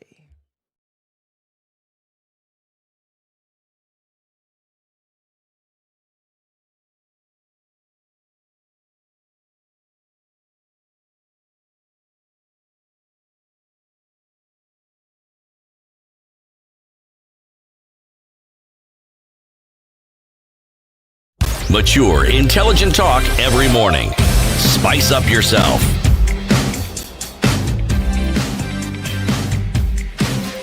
All right, we continue with Caroline 94.4 Spice FM, I Nairobi. just want to read a comment by Chris who says, I don't agree with this not disciplining children. My mom whooped me out of the penitentiary, literally. And I don't think we had that many children suicide cases as we have now, because the current form of discipline is psychological and not physical. Children end up in depression. City? Discipline and punishment are not the same thing. Mm-hmm. What he's talking about is punishment. Mm-hmm. Discipline is actually intended to inculcate an understanding in the child about not only their behavior but the consequences of it, so that they no longer continue with it. Now, there are those who will argue that in the absence of this punishment, there'll be no discipline. There'll be no discipline. Yes, but it doesn't have to be a physical assault for it to bring that about. There are many things that you can. It's tiresome and you need to bother about it. The easy way is to lash out, slap a child, kick a child, cane a child. That's the easy thing. Mm-hmm. But pausing to ask the simple question: why is this child doing this thing? Simple question: why is this child doing this thing? And if you don't understand it, talk to people who understand. They will tell you, if you want the child to understand what they're doing wrong, you could actually do this, you could do the other, you could deny them this, there are many things you can do. That's what Chris is saying. They're psychological. No. So they end up now affecting a child's Everything is mental psychological. health. The beating also has a psychological effect, and usually the worst possible psychological. See, the caning that we talk about, one must get a perspective. Someone wasn't beating you to an inch of death. No. It was pain inflicted so that you could associate pain with what you did wrong. That was the understanding then. In order not to repeat that action. Now, with the time, it has been understood that you can bring about that same result without necessarily inflicting physical pain which is brought about by a cane. That's really the point. I get it. But now looking at this, Caroline, unfortunately, we've seen very disturbing videos of, this is not discipline. I don't even want to call it punishment, because I would not understand what a child under the age of 5 or even much older than that would do that would then warrant some of the abuse that we have seen. How then is that dealt with? I mean, they're really disturbing things, I'm sure, which you are privy to as well, of this, abuse on children in the name of discipline. How is that being dealt with? And then where do these children go? Now, violence is just that. It's violence. And you can call it very many things, but it is violence. And it is a violation of the rights of a child. And yes, we have seen some of those very, very disturbing videos. And what we then do, even as we continue to create awareness on the need for all of us to be, better parents, better caregivers, we rescue these children, and take them to places of safety, and try and get them, justice, get them treatment. If it's a parent who is doing this, we would want to know why they think that kind of violence is necessary. So part of the reason we are saying that we want to equip these caregivers with better parenting skills. We understand that life, there's a lot of pressure everywhere. You are trying to put food on the table, you work very interesting hours, and people snap.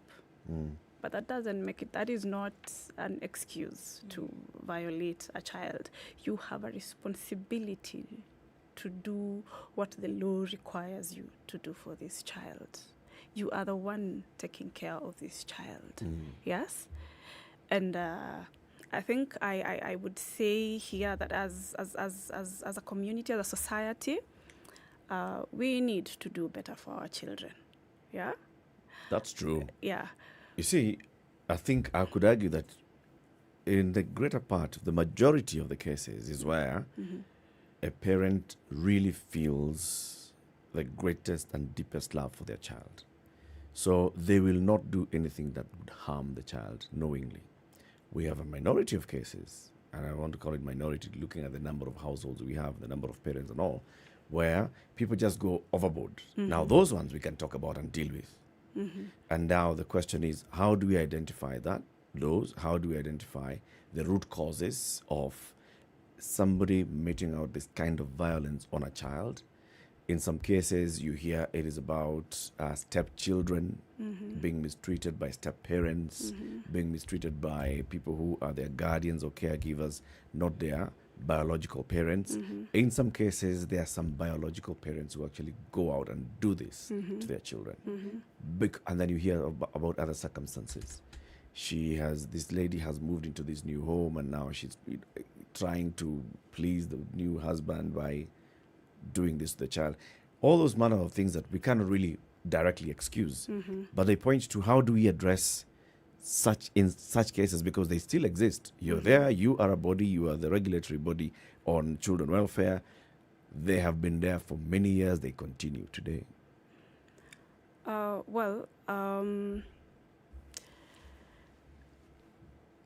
Like I said, violence, it happens. It's there. It's really unfortunate, and it's really unfortunate that we are meting out this violence on people who can hardly defend themselves. And I think the government, in terms of the legal and policy framework to protect children, I think the government has done quite great. Yeah, our constitution is very elaborate on what we need to offer our children. Now, the Children Act has gone ahead and really made very clear provisions on how we need to conduct ourselves, even as we serve our children, as we meet the needs of our children, And what we do as a regulatory body is to ensure that everyone understands what it is they're supposed to do, right? And that they are actually doing what they are supposed to do. But then we realize that, there are still weaknesses here and there, and that is why these things are still happening. So we are trying to seal these loopholes, like the previous act would say that there is no corporal punishment in school. So that sort of leaves it open for anyone else to... Outside of the school environment. So now we've sealed that, yeah? And but have you actually sealed it? Oh, yes. The act is about how many months? It came into force in July. So legally we have, and we are popularizing this law. We are going to make even popular versions in English and Kiswahili and disseminate it to the public. We are doing awareness creation. And you're providing alternatives to what was traditionally there. Oh, yes. Better parenting mechanisms. I think even... And for the teachers? Yes, the teachers, I think they have a discipline manual that they make reference to, and they know that they are not supposed to beat these children. They are not supposed to met out any kind of violence, including emotional, verbal. Oh yes, all that. And you've seen teachers who've done this. I think there was a recent case the other day. I think somewhere in Bomet, Kericho, and this teacher was arrested. Or was it in Kisii? Somewhere, yes. And this teacher was arrested. Bomet and that the neighbor. Yes, so yeah. It was in that region. Oh yes. So we are doing quite a lot. Yeah, we are doing quite a lot, and I think it is important that we all appreciate that while Caroline, the regulator, is doing 1, 2, 3, Eric, the parent, has a role to play. Yeah, Ndu, the teacher, has a role to play, and and CT, the village elder. Yes, also has a role to play. You know where the challenge comes in? Parenting has more to do with societal influences than it has to do with any law that we can enact. Yes, it does.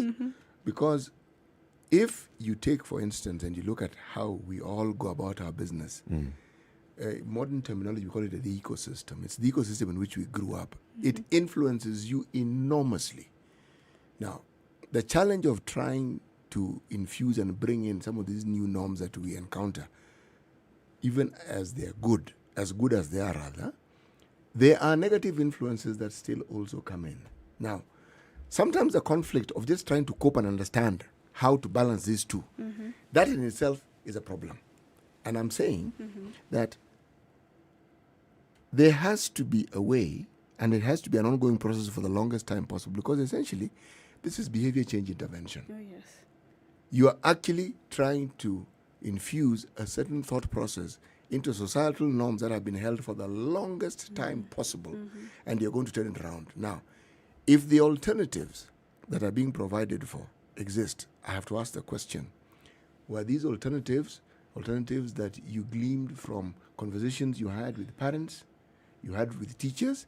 Meaning, was there public participation in suggesting what alternatives ought to be there? Because if it wasn't there and you conducted a research and just thought about it, what will happen is there'll be pushback.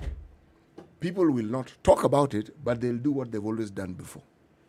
Now, I would still take us back to the law. As the law says, we have to subject all our processes to public participation. Yes. Even in the making of our act, we subjected it to public participation and child participation. Yeah. And so then these are not just our views. It's the views of all of us. It's what we want to see for the children of our country. And like you said, it will take a long time. Change is a process. And there are those who will adapt very fast. There are those who will, take time to process. And there are those who will resist a bit. But then we are also alive to the fact that this is a vulnerable person that we are dealing with. And, one case of violence is one too many, yeah? Yep. And we are actually committed to intensifying whatever efforts we have said we have put in place, yeah? And we want to call on, all of us, all our stakeholders. You have a huge platform here, yeah? Call us. You can call us every day. We will talk to Kenyans. We will talk to parents. We will talk to our children. And hopefully one day this message will hit the right place, Yes. and our children will live in an environment free of abuse. The partners you have in this journey, Yes. okay, apart from the media, who else? You said civil society. You have civil society organizations. Religious organizations. Religious organizations. Yes. We work with the other government agencies. And are like they Ministry- trained? Government agencies don't have as much influence as some of these societal agencies. Yes. Like when I mentioned religious, I am thinking of the influence that religious organizations have on people. They talk to people without fail every week. Yes. And they are listened to. People go Yes. to them when they have issues. They are opinion leaders Oh, in yes, communities. yes. All right? Mhm. They are opinion leaders among the youth. Oh, yes. There's a term that I've heard, it's called influencers. Yes. Okay? Yes. Now, I am simply saying and asking, are these the people you work with? Oh, yes, these are the people. And we the work message with. the same thing? Yes, the message the same thing, and we appreciate the fact, like you rightly put it, these are some of the opinion leaders that interact with, all the segments of the population, right, from our elders to the youngest child, right? And we listen to them, so that when we were even developing the National Care Reform Strategy, which is then the strategy that is focusing on changing the systems and mechanism of transforming, the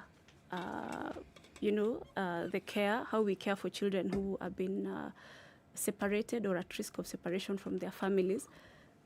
They were really key in the process. Okay. Yeah. We even talked to the elders. They're called Njurin Cheke, the Maasai elders. We wanted to get to the core of society. How come nobody came and talked to me? I don't qualify. You are very well represented. Oh, you're talking to me now. Yes. And we can keep talking. Yeah. So we really wanted to get to the core of society, the people who really, influence what happens there. And once we have their buy-in, then we know we are well on our path to achieving what we set out to achieve, Then the element of continuity, once that has happened, how do you ensure it? Because in the absence of continuity, without reinforcing this message continuously and continually, there will be gains, but they could easily also be lost. Oh yeah, so this we have mechanisms of staying in touch with these people. We have mechanisms of staying in touch with the communities. We have mechanisms for staying in touch with the children. I talked about the children advisory committees. They are at the community. Yeah, they interact with the community every day. And whenever there are issues, they escalate them upwards. If there is anything we want to cascade down to the community, these are the structures that we use. Yeah? Eric talked about the Directorate of Children's Services. They have officers across the country in all the sub-counties, So they interact with the children, they interact with the caregivers, they interact with these opinion leaders every day. Yeah? And it's a journey, and we are really hoping and praying that now with the new law, it'll even be easier to implement some of these things that we have then said we want to do for the children, that the kind of reforms we have said we want to see in the sector, are going to be faster and more sustainable. The government is leading these processes. It is ready to fund. It is also very willing and open to collaborations with various stakeholders. Yeah, and we appreciate the role of the child in all this. Yeah, I'm going to take a stab at the government here. They're always willing to fund, but they never quite fund adequately. Now, you rightly pointed out that the task of taking care of children is enormous. Oh, it's huge. It is huge, and we can never have enough resources. But we can have more. We can have more, and we will also not stop City from supporting, our causes. We welcome you any day. But then you will see in the new act that now we have even said we are going to create a fund, a child welfare fund, which is something that has not been there in the past. And this fund, of course, will be established by Treasury. But how we use these funds is now determined by all of us in the sector, in the children's sector. We will present our needs to them and tell them that we have these issues that we really need to address, like issues of, as we are trying to phase out these orphanages, we are also trying to popularize alternative family care for children, so that when you get a child who's lost, who's been abandoned, your first course of action is not to take this child to a children's home. It should actually be a last resort. That we know that children do better in families, in wholesome families. So we want to put our resources in families. And so then we have this fund that we want to say, if you have, City has said, I want to foster a child. Yeah, of course, we will vet you, train you on how to take care of this child. And then when there's a child that needs to be taken care of, even just for short term, we can draw from these funds to support you so that we are able to take care of these children and not expose them to, institutional care, which we all know, has negative effects on children. Can you talk a little bit about this phasing out? It's piqued my interest. The phase out children's homes. Yes. Okay, just talk about it for a little while and talk about what it is that you would like to see. I mean, you mentioned, but just give it a little more detail so that it's understood. Now, in May of this year, the government launched the National Care Reform Strategy for Children. Yeah, it's a 10-year plan that is geared towards preventing separation of children from their families by strengthening these families so that they are able to meet the needs of the children. removing children who are in institutions, currently in institutions, and reintegrating them back to their families, and ensuring that even those children who, for whatever reason, do not have families, their birth families, can get a family, another family like option. A foster home. Yes, like a foster home. We have several forms of alternative family care. We have foster care, which is temporary. We have kafala, which is what the Muslims practice. We have guardianship, and then we have kinship, and we have adoption. Now, as we practice some of this alternative family care, but without, It's not formally. Not formally, yeah? And then because now of this realization that, children actually do better in families, then we thought, then why not make these things formal and regular, yeah? So that we again are now enhance the safety of these children, yeah?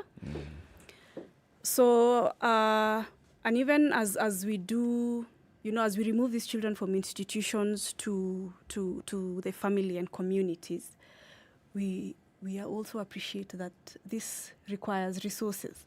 But we cannot say we do not have resources because I think we did a small study a while back, and realized that the amount of money that is put on one child in an institution could actually take care of a family for a whole month. Right?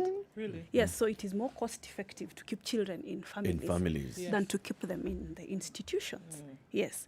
So these resources are there.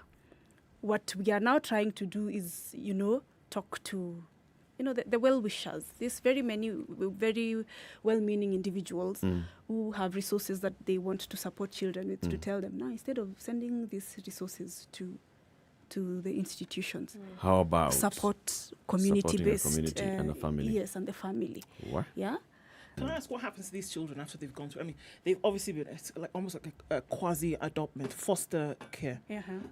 What happens to them, and for how long are we saying that they be kept within the system until they finish high school? Thereafter, what happens? Now, like I said, foster care is temporary. Yes. But as a child protection officer, the children officer, as we call our officers, when you get a child, your first intervention would be, of course, to, assess this child, get to know this child. Assess this child, get to know why they are where they are, why they are lost, why they run away from home, and then try to trace their family. Yeah? So tracing, you could take a day to trace a child's family, but you could also take a very long time. And you could trace a family and never find it. Yeah? Like the babies who are abandoned, sometimes it becomes very hard to trace this parents.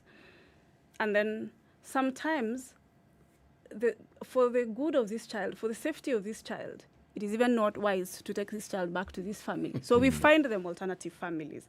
So it is case by case. There's a child who will fit into foster care for even just, a month, 2, as we try to address the issues within themselves and strengthen the family so that they are able to take good care of this child.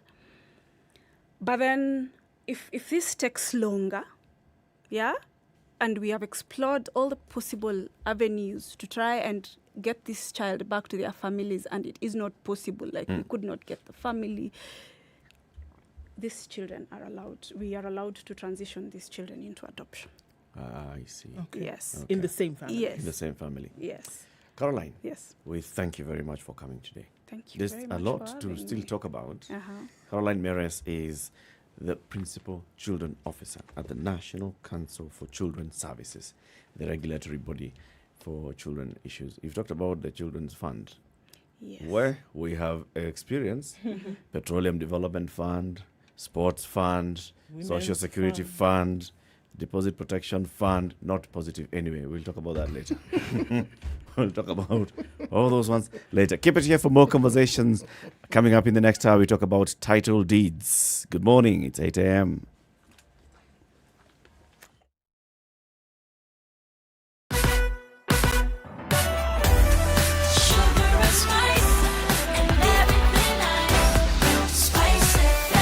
Spice up your life.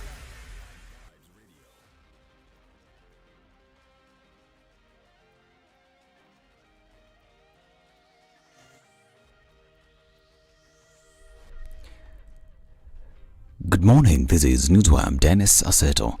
The United States has issued travel directives to its citizens against 8 Kenyan counties over what it termed as increased cases of terrorism and crime. In a statement by the Department of State released Tuesday, American citizens were warned against crime-prone areas such as counties around the Kenya-Somalia border and the coast, Turkana and Nairobi, especially Kibera and Isli. According to the embassy, the aforementioned areas endanger the lives of foreigners due to high cases of crime, terrorism, civil unrest and kidnapping. The DOS went forth to highlight the counties of Mandera, Wajir and Garissa around the Somalian border, as well as the coastal counties of Lamu, Tana and Kilifi as red zones for kidnapping and terrorism. Likewise, the road from Kainuk Lodwar Road into Turkana County was also placed in the same category for its frequent cases of crime and armed robbery. Another region mentioned was the Likoni Ferry in Mombasa County. The DOS alleges that Kenyan security forces lack the capacity to contain some of the insecurity concerns and thus the need to sensitize its citizens. Now, President William Ruto has directed the Ministry of Trade to develop a Kenyan tea brand to guarantee farmers good returns from their labor. The head of state noted that for a long time, Kenya has helped other countries to brand their tea with the good quality Kenyan tea, saying that the practice must change. It is time we ourselves take the advantage of our good quality tea and brand it, and anybody else who wants to use our good quality tea must come and work with us. The ministry, the instructions to you are very clear. We must have a Kenyan branded product in tea that we can market, and it doesn't matter what form it takes. National carrier Kenya Airways says it is under no state capture and its contracts are above board. This is in response to claims made by Deputy President Rigathi Gachagua. Deputy Gachagua claimed that the reason behind KQ's loss-making streak was because of bad contracts that they had allegedly entered into to benefit a few individuals in what he termed as state capture. However, KQ, through its chairperson Michael Joseph, has disputed the claims, noting that the contracts by the airline are purely commercial business arrangements meant to benefit the airline. Joseph also explained that the national carrier had entered into lease agreements with renowned international companies that manage hundreds of aircraft leased to different international airlines globally. And former Kirinyaga woman Representative Ongwen Girishi has applied to withdraw a petition challenging Anne Waiguru's win in Kirinyaga governorship race.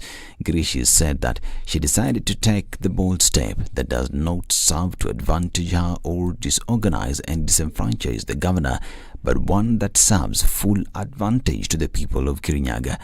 Through her lawyer Brian Haemba, who made submissions at Kilgoya High Court, Justice Richard Mongo granted the application 7 days to withdraw the petition.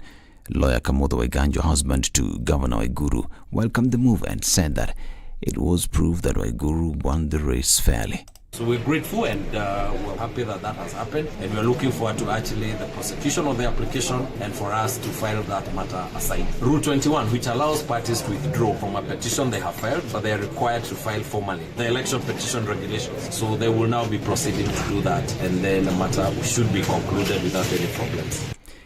The tribunal investigating the alleged gross misconduct of Justice Juma Chitembwe has pledged to expeditiously deal with the matter. In a statement, Joint Secretaries Sarah Yamo and Jasper Mbuki said the ruling is expected within 14 days after conclusion of the hearing. Charges against him emanated from a series of videos unleashed by former Nairobi Governor Mike Sonko in November 2021, adversely implicating the judge in corruption.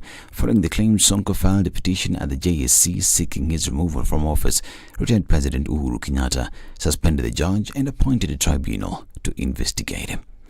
And the tribunal investigating the alleged gross misconduct of Chitembwe, Tala and Branch, have been listed among 40 digital credit providers over suspected personal data breaches by the Office of the Data Protection Commission. A data breach exposes confidential, sensitive or protected information to unauthorized persons. Files in the data breach can also be viewed or shared without permission. The 40 digital lenders are set to undergo preliminary documentary assessment after complaints were raised by members of the public over the processing of personal data. This is News. I'm Dennis Aseta. Good morning.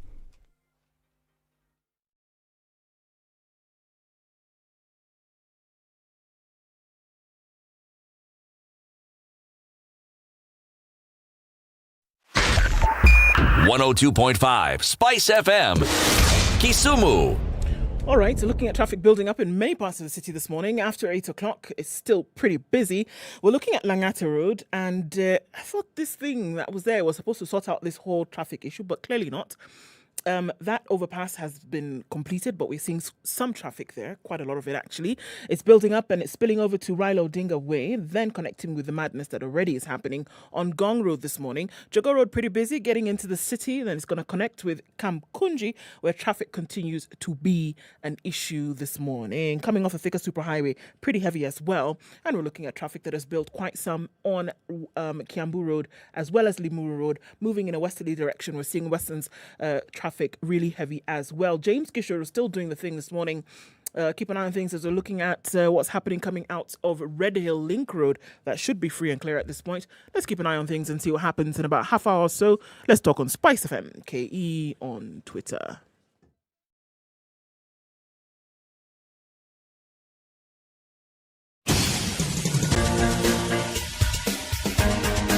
This is the Situation Room, the home of hard-hitting political commentary and penetrating insights about the state of the nation. This is a talk radio experience like no other. The Situation Room, a place for hard truths, debates, and elevated conversations. The Situation Room, witty, political, engaging, deep, controversial. In the room, we have C.T. Muga, researcher, academic, seasoned political observer, a fountain of wisdom in these politically uncertain times. Ndu Oko, Nigerian by birth, Kenyan by choice, communications expert, Pan-Africanist, a truth seeker and believer in people power, and Eric Latif, agent provocateur, the man in the chair, seasoned journalist, news hound, a man who believes in punching up, not down.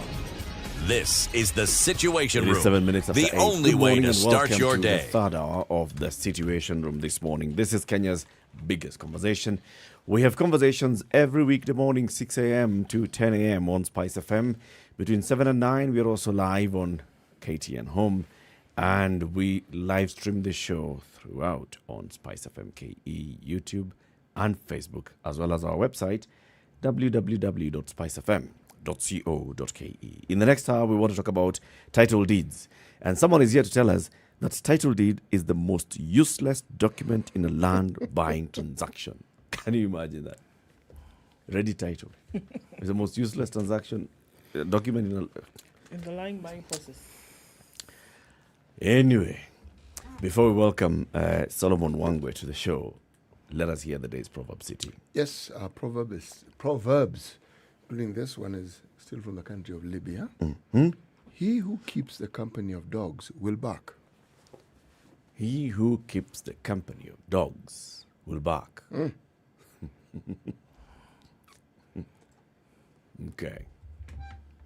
Okay. We hear that. Solomon Wangwe is the founder and managing director of Goshen Acquisitions Limited. Good morning, Solomon. Good morning.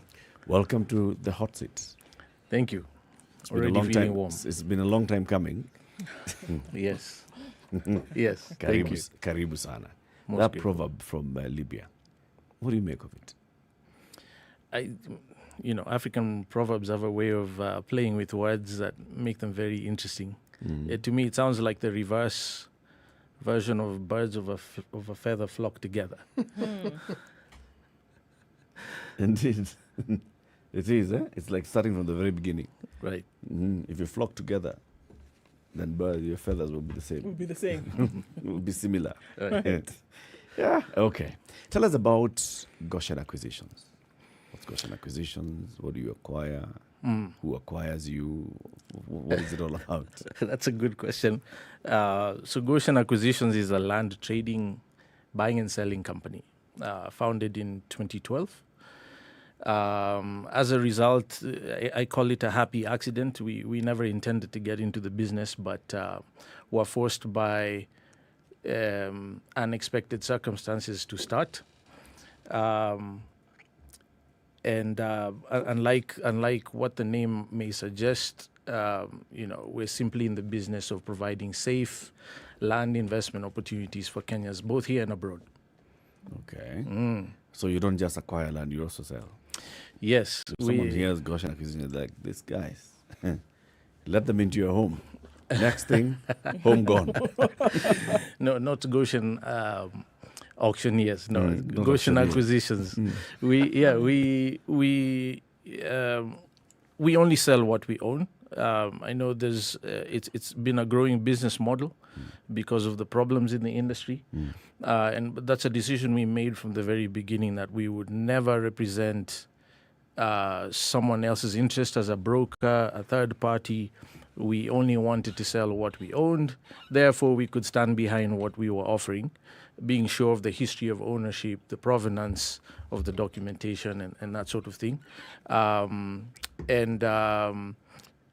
acquisitions are necessary. If we're only going to sell what we own, at some point we have to buy inventory, if you will.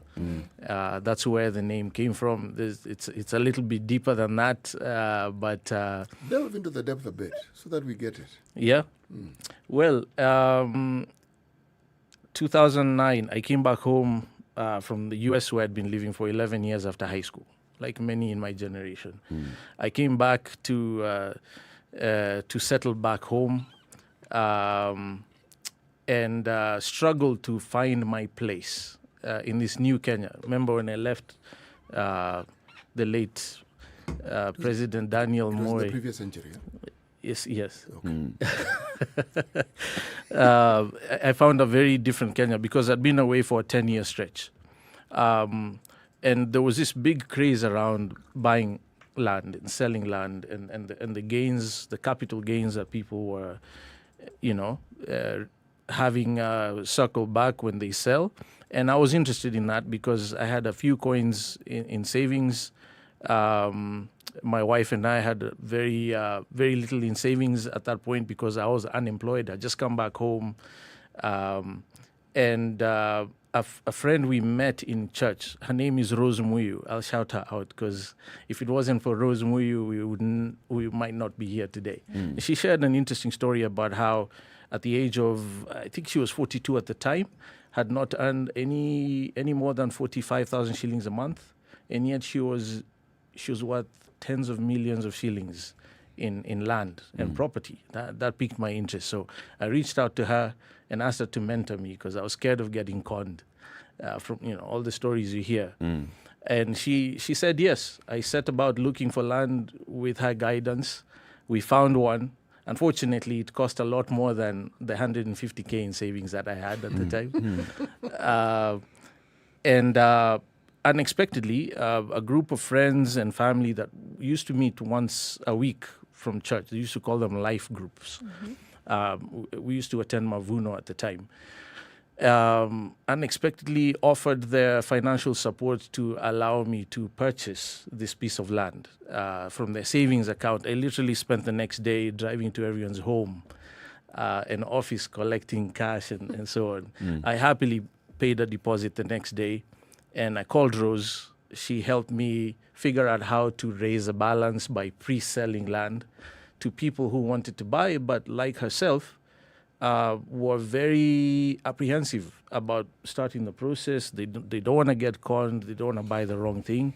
And the assumption was that since Rose knew me, then I was relatively trustworthy, right? So we ended up pre-selling a good chunk of that land to raise a balance. And it's at that point, a good friend of ours, a lawyer who helped us with that transaction, said, listen, if you're going to do this again, you need to register a company for efficiency and that sort of thing. And therefore, Goshen Acquisitions was born. And that name is inspired by the story of Joseph in the Bible.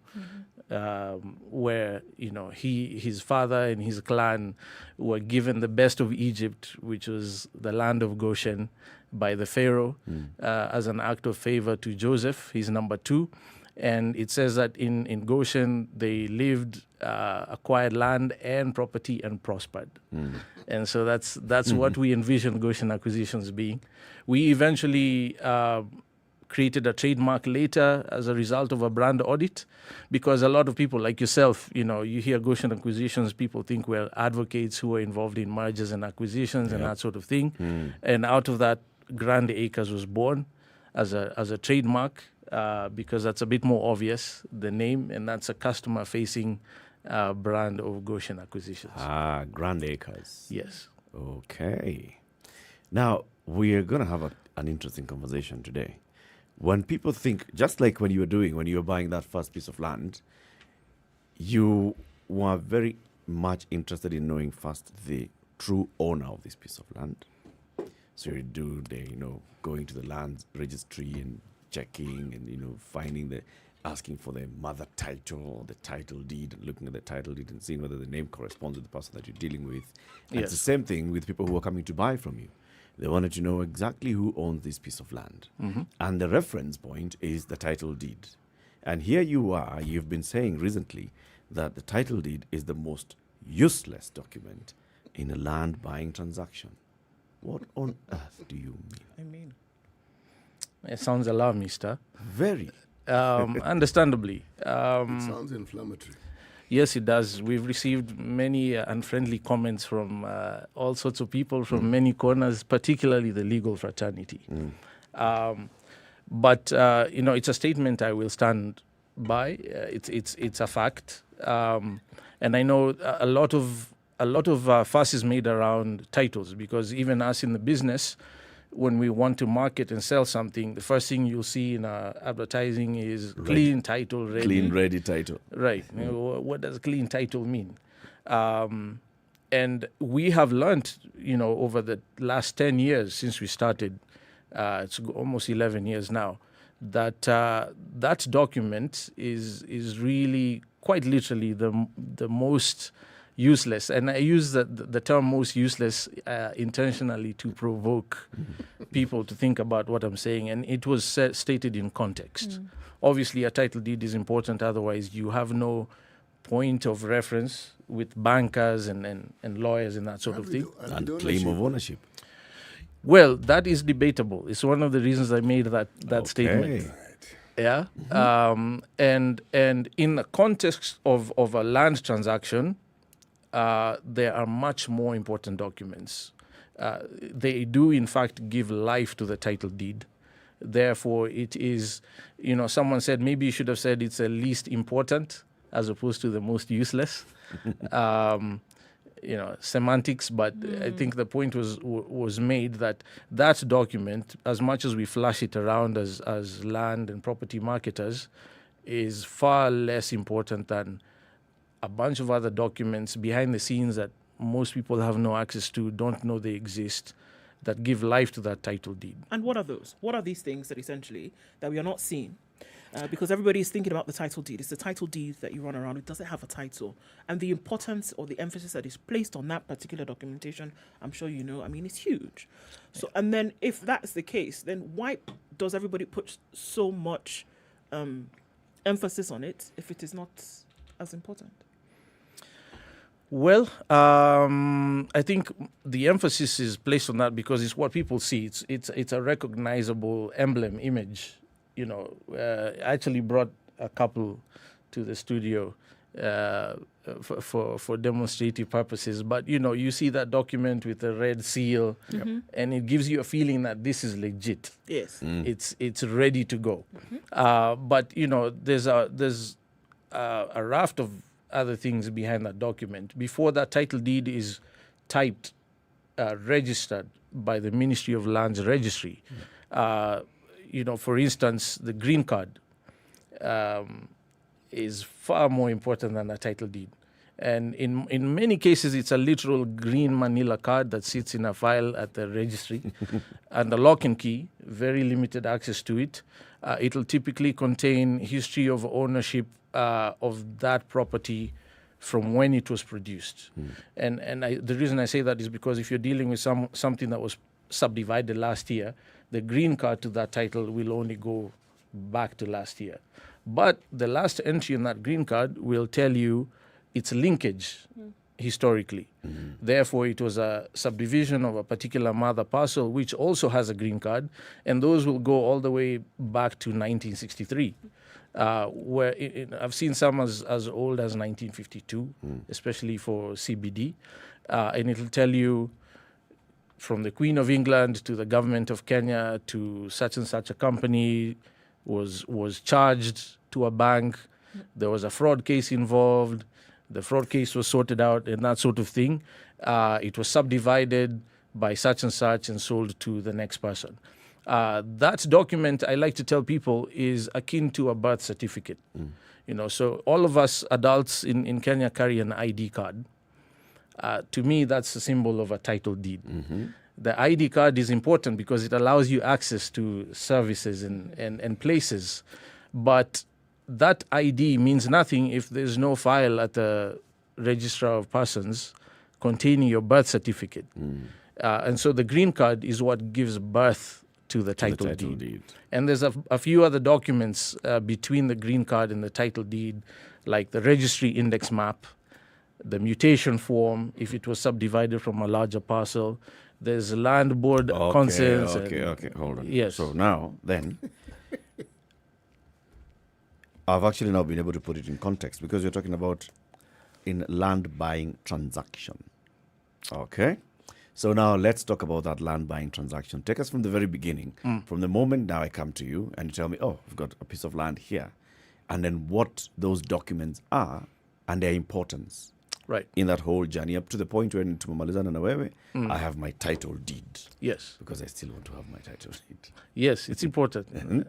So, a few years ago, we started a YouTube channel on the how-to process, just to demystify. It's not rocket science. A primary school kid could follow that process on their own if given the information. It's just not accessible. And that information was shared in the context of when, for instance, when we're buying. Because we have to buy in order to have something to sell. And so we advise our customers, and even if they're not our customers, because we can't service every single investor in Kenya, at least not yet. That's the aim. But even when you're buying from someone else, these are the things you should look out for, which is a process we follow. Number one, have an advocate, licensed advocate of the High Court of Kenya to help you. Make sure they're licensed when you engage them. Just because they call themselves a lawyer does not mean they're necessarily licensed to practice for that year. And there's things you can do to ensure that they are licensed. Now, why are you insisting that they must be licensed? Because of liability. Meaning? If you, in the process of your transaction with that advocate, find yourself getting defrauded, mistakes are made that jeopardize your ownership, money is lost, and that advocate is not licensed, then you're left hanging because they should not have been practicing in the first place. So what if I go through that process myself and do not involve a lawyer? Well, I would never recommend that. It's right, but what would happen? Well, chances are, unless you have studied law, you will make grave mistakes along the way. Okay. Why is the study of law so important in a transaction that you said was simple, straightforward, a primary school child could actually carry it out? Well, so when I say a primary school kid can carry the process out, I'm referring to the due diligence, step 1, 2. Now, we're just talking about drafting legal documents. That's a different thing. And that's step number 1. Tell the primary school kid, go and find a licensed advocate to help you. Okay. Yeah? I'm sticking on this point.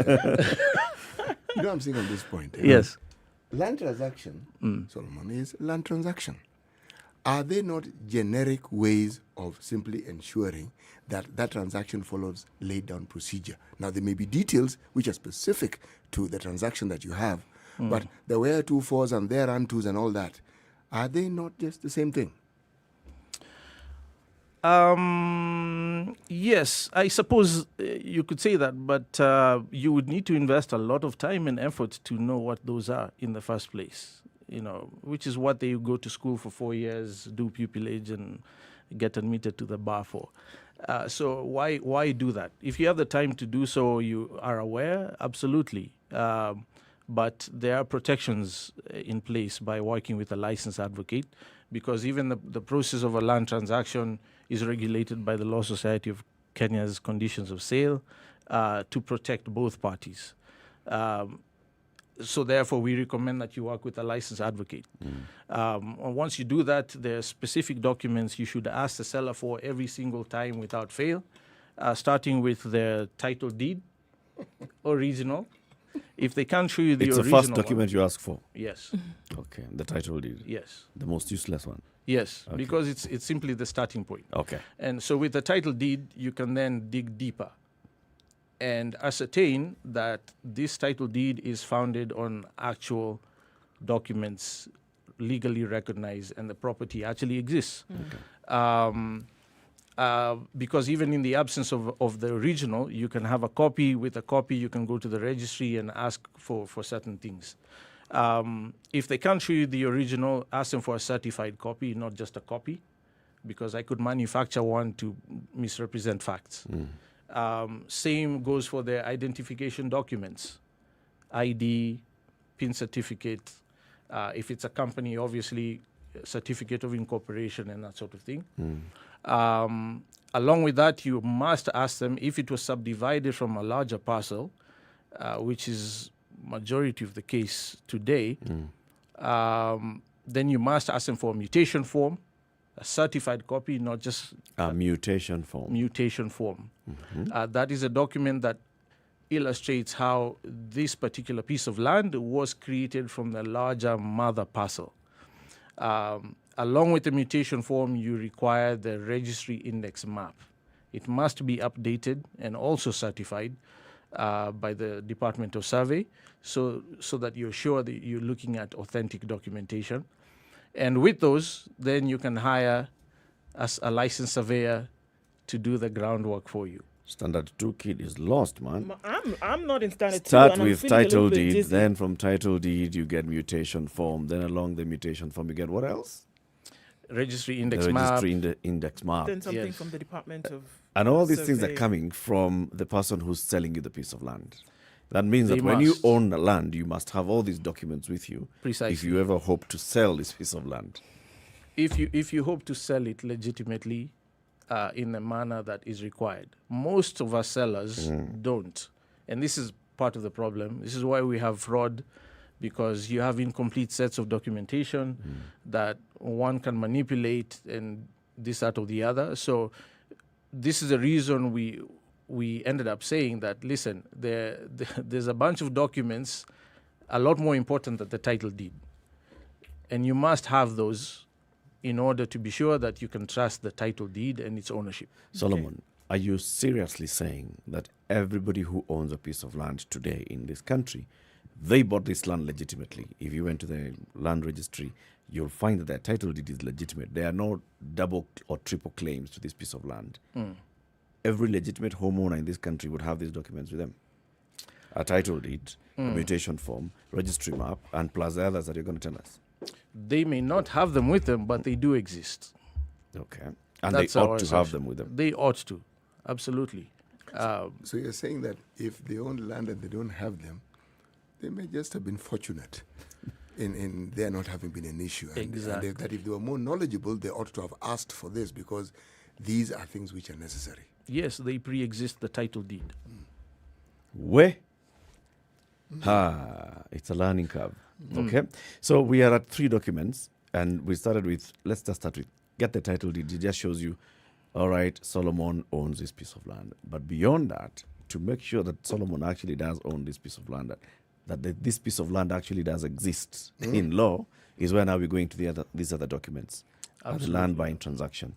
Let's take a break. We continue the conversation shortly after this break. Solomon Wangwe is a founder and managing director of Goshen Acquisitions Limited. Please remind me the brand name. Grand Acres. Grand Acres. Grand acres, right? Solomon, do you run? Do you exercise? Going to the gym? Not really. I walk every now and then. Every now and then? Yes. Good. Between now and then, we'll be walking a lot on a daily basis. Excellent. Just to prepare ourselves for the Standard Chartered Nairobi Marathon, happening on the 30th of October. We'll be running and walking on the Southern Bypass on that day, the 30th. But you can also just register and do it virtually. And then, you download the app and you'll be logging in your timings on the app. You can choose for the main marathon on the 30th, 42 kilometers full marathon, run that one actually. Don't walk. You can do 21 kilometers. By the way, you can walk. 10 don't kilometers. Let this man fool you. Right. You can walk. It may take you the whole day, but you can walk. Okay. Yes. Or 5 kilometers. Yeah, maybe Now you're talking. Now you're talking. For the virtual run, you can do 42, 21, or 10. There's no 5 for the virtual. If I'm doing 5, you should do 10, for heaven's sake. No pressure. Challenge accepted. yeah. Anika me in public like that. Register for the Nairobi Standard Chartered Nairobi Marathon on nairobimarathon.com. You go there and register for this, and you can choose either the virtual run, which will be between the 23rd and the 30th, or the physical run on the 30th. Remember, everywhere in this country, you have access to Airtel 4G. What does that mean, City? Here we go. It means everywhere, means whether you're in Mombasa, whether you're in Lodwar, whether you're in Loitoktok, whether you are Jer, think of any corner of the country, you are able to have what you call fast service. 4G is fast. It does stuff that you've never actually seen before or experienced before. Yes. None of these things of climbing a tree to find out whether there's network or not. None of these things of looking for a hill to go and climb to find out whether the network is actually working or not. No. None of that. None of that. Yes. And all this because you have an Airtel line. That's it. Let's take a break. 8:30. We'll be back shortly. This is the Situation Room, the only way to start your day. 3, 2. Everybody, welcome to Kenya's biggest conversation. Heri Latifa, Muga, Madam Du, nimesalamia wote sana. Tumepokea salamu, asante sana. Hapa Garissa today the weather is very good, only that baridi inatupeleka mbio sana. Baridi ni degree ngapi hapo? Hata sijui lakini madam tunakauka sana. If you want to follow the money trail, you've got to think like a thief to be able to catch that thief. A slap from a friend is better than a kiss from an enemy. You remember the kiss of Judas Iscariot? Iscariot. Yes. Is the one that imetuweka kwa hii mashida yote na mataabu kwa sababu of that kiss. Yet the slap of Jesus Christ when he slapped those guys wenye walikuwa wanauza mboga ndani ya kanisa took them to heaven. The Situation Room, Kenya's biggest conversation. All right, cloudy conditions in Nairobi this morning. We'll see highs of 26 and lows of 15. It's sunny at 16 in Nakuru, highs of 24 and 25 will be the high in a rainy Nyeri this morning at 17, and it's 17 and sunny in Eldoret, highs of 24 and lows of 12. It's raining in some parts of Mombasa at 25. 23 will be the low, going to highs of 30 today. And looking into Malindi, rain showers in some parts at 27, with highs of 29 and lows of 25. It's 21 and mostly sunny in Kisumu, highs of 29 and lows of 18. And Kakamega is sunny at 21, highs of 28 and lows of 14. Cloudy at 19 in Kampala, highs of 27 and lows of 18. And there's rain in some parts of Dar es Salaam at 24. We'll see highs of 30 and lows of 23. 20 and sunny in Johannesburg, highs of 31 and lows of 17, and partly cloudy conditions now in Lagos at 24 with highs of 29. 32 will be the high in Kinshasa, where it's sunny at 24 and we'll see lows of 22.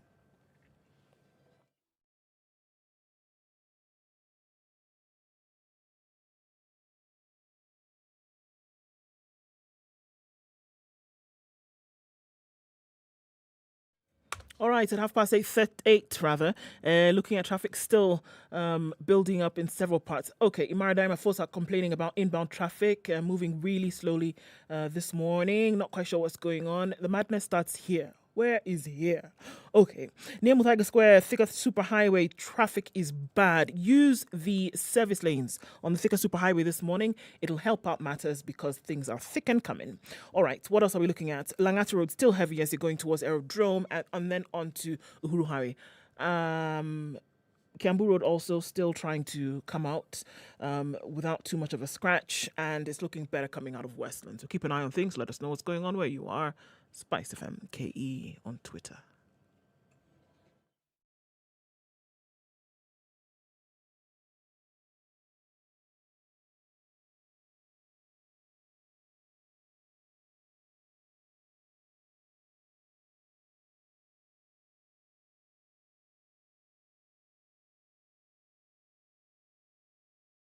Mature, intelligent talk every morning.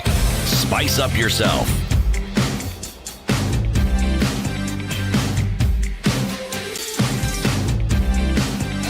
Mornings done continue right. the conversation. 94.4 Spice FM, Nairobi. Of Goshen Acquisitions Limited.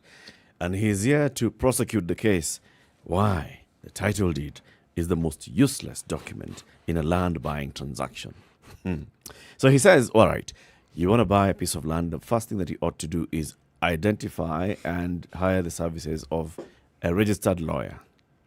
You can find out if one is registered by going to the LSK website and find out, yes, that their status is present, current. They can show you their law degree, their photo of them being admitted to the bar. That doesn't matter.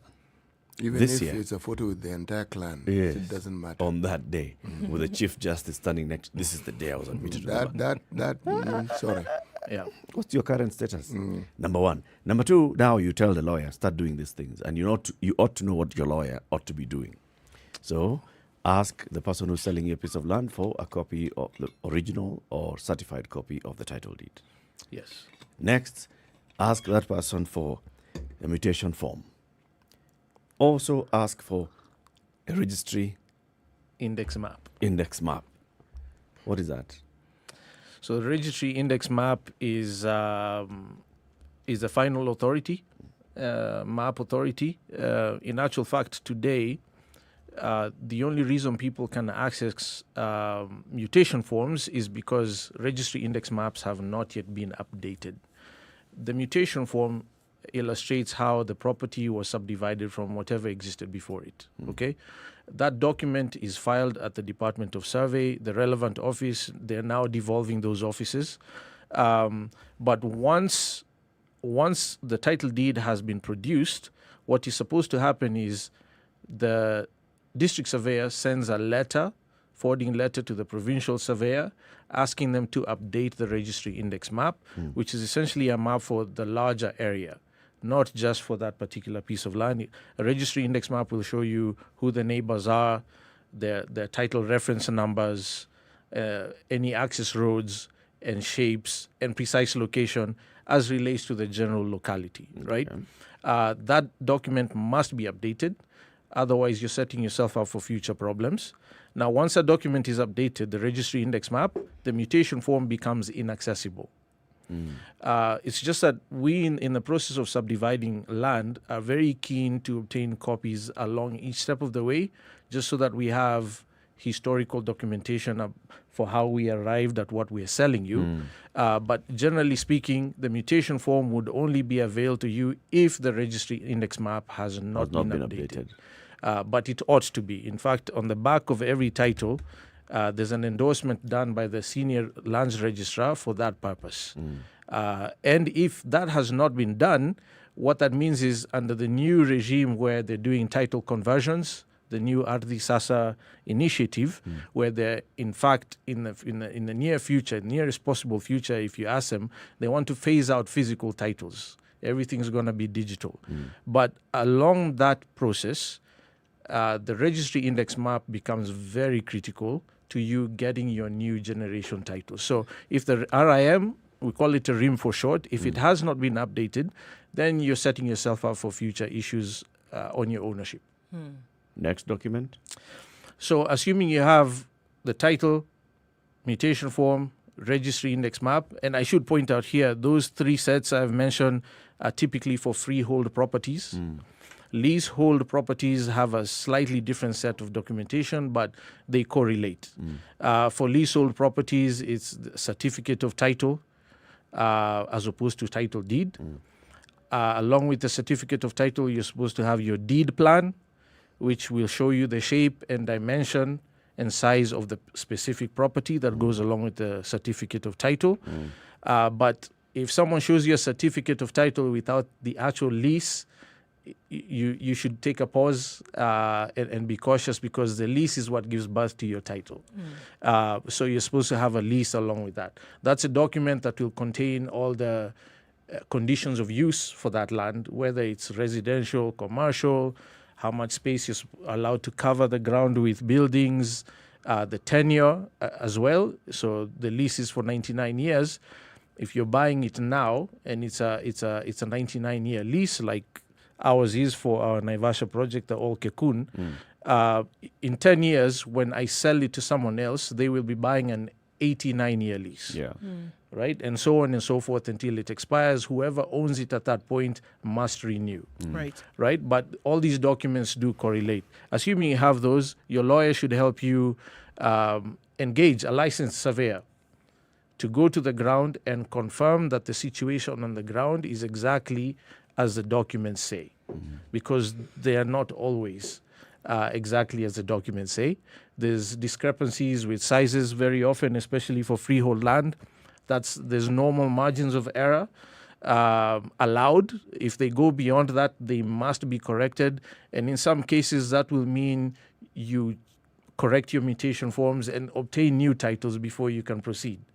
So it's very important that you get a surveyor on the ground to confirm size, dimension, and the actual location. Why that's important is because when you're looking at land and someone says, this is a beacon for this piece of land, it's next to such and such, which we have experienced before. We actually looked at a piece of land in Nanyuki about 8 years ago that we wanted to buy. It was supposedly next to a proposed golf course, which obviously was interesting for us. So the beacon was given the titles and so on. When we sent the surveyor to ground, he identified using the registry index map and the mutation forms. He actually said, Solomon, listen, this piece of land is actually 2 kilometers from where you were shown. So it's important. So the ground had shifted. Literally. Definitely. It's likely that there was fraud in play. Someone put beacon somewhere knowing that its location next to this proposed development would cause me to jump the gun. Or very often with those flat pancake shaped beacons that are typical, they move. They do. We've bought land from people who bought the land in 1979, and by 2013 they had only been there once. So they couldn't tell you where the beacons are supposed to be. And it's possible that they can shift, not necessarily out of malice. So it's important that you have a surveyor go to the ground and identify. How would the beacons shift if they were not shifted? This is an inanimate object. Somebody has to shift it, and why would they shift it? If not with malice. Yes. So I'll give you some examples. There's majority of this country where you have undeveloped agricultural land. When it rains, it could flood. The soil could move. It could get carried downstream. Happens all the time. Wait, isn't there a lay-down procedure, process, and standard for laying down a beacon? Yes. Unfortunately, that standard is not sufficient for long-term boundary demarcation. It isn't? No. So we have found, practically speaking, it's not. We actually eventually ended up innovating ourselves, because we do sell a lot of our land to people in the diaspora, people who are classified as absentee landowners, meaning they own the land but they don't live on the land. And we didn't want a situation where we sold land to someone and the beacon moved either because of rain, or an idle herdsboy came along, found this concrete thing on the ground and decided to play with it. It happens all the time. Not out of malice, they just don't understand the import of that piece of concrete in the ground.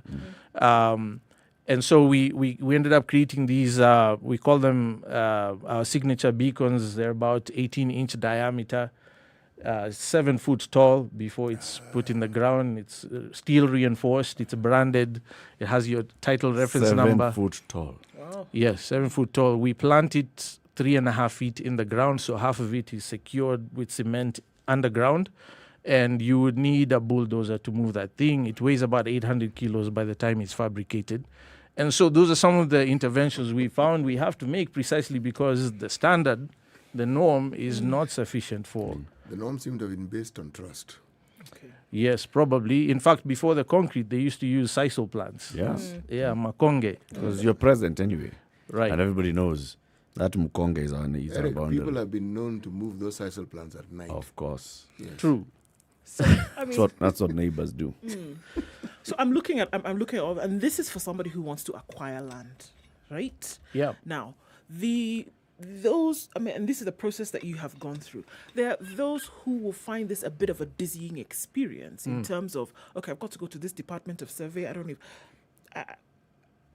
Right. Yes. So many people are not doing this due diligence. Right.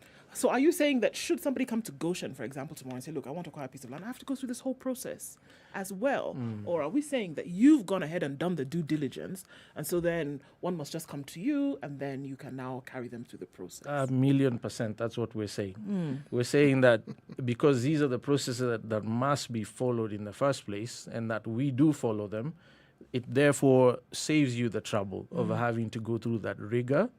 At the very least, we provide you the basis upon which to make simple confirmations. You don't have to hunt for the RIM or the lease or the mutation form. We provide you certified copies of every single one along with the title deed so that your advocate simply confirms their legitimacy. And there are few companies, I can tell you that with complete confidence, very few companies who would do that besides Grand Acres or Goshen Acquisitions. So with all these documents, once you have them, all right, and you're going and your lawyer is basically checking one by one into the next. Yeah. At what point do you then bring up the importance of the all-important title deed? Yes, well, assuming you've gone through that process and confirmed the legitimacy of all the documents, there's a green card that confirms. Now, if you'll allow me, let me just say why the green card is important when you're doing your search. Most people will simply do a title search, right? In certain zones in Nairobi, you can do that online, but by and large, for most of the country, it's still manual. You have to go to the relevant registry and fill in a form, an application form. You attach a copy of the title. They ask you for your identification documents, which is ID and PIN.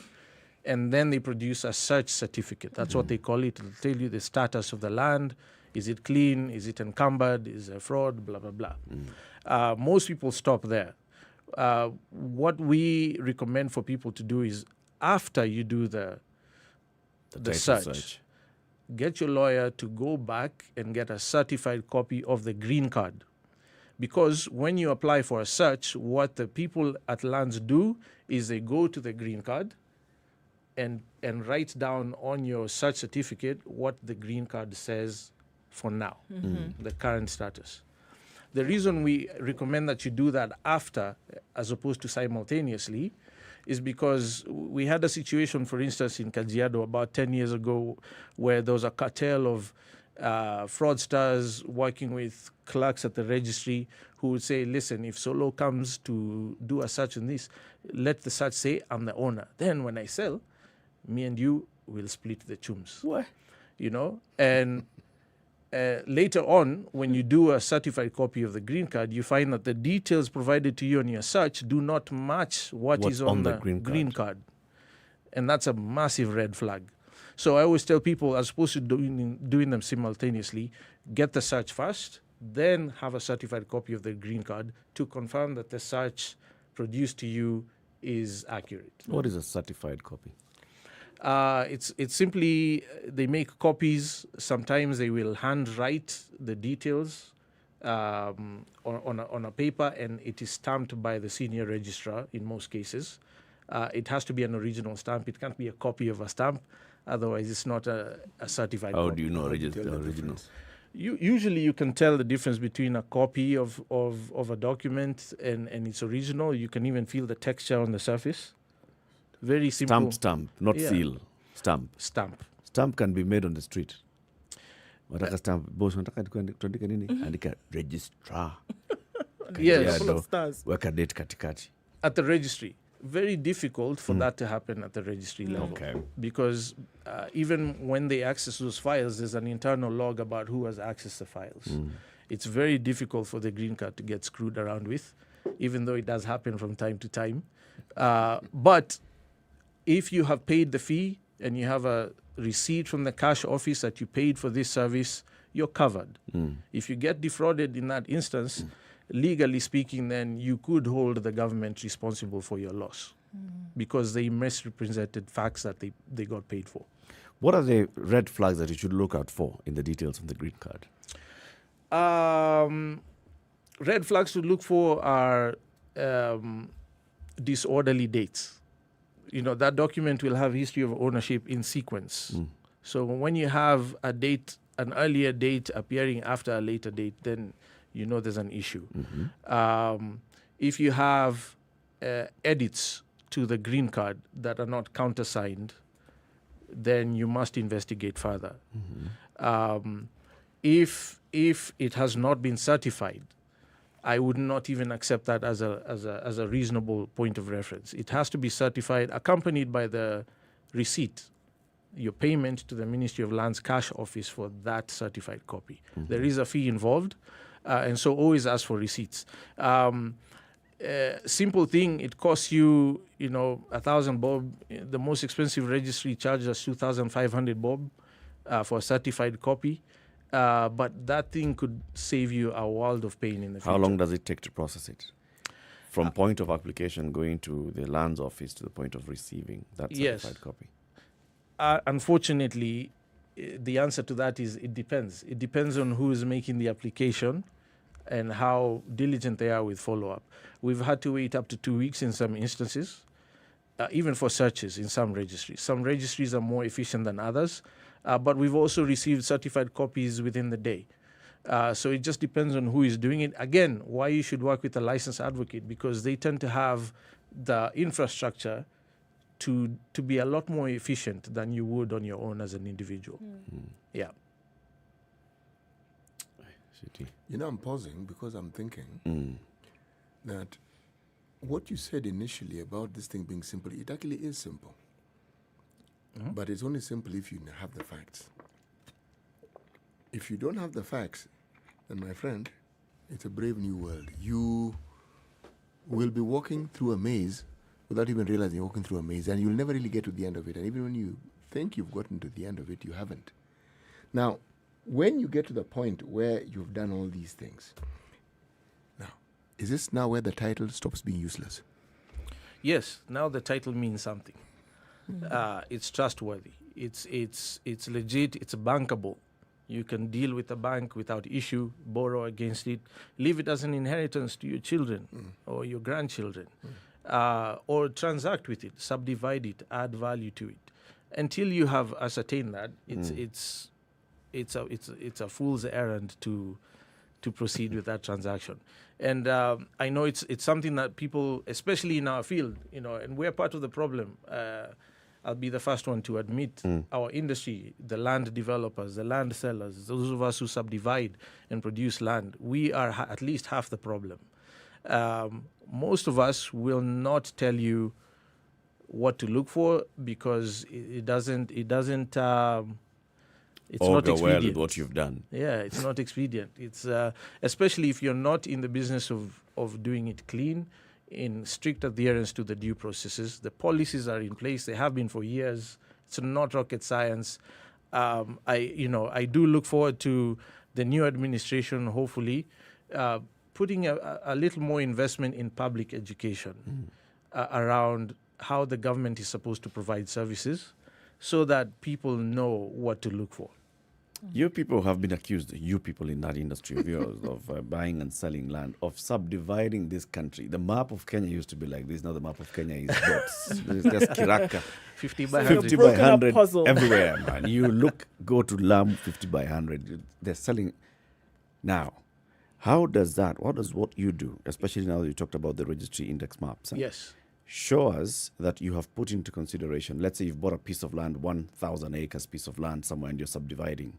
Are you required by law, and do you actually do it, in providing services and amenities for that community that you are creating? Because you're creating a community when you're selling 1,000 acres of land and subdividing it into 50s by 100s. You're creating an entire households. Yes.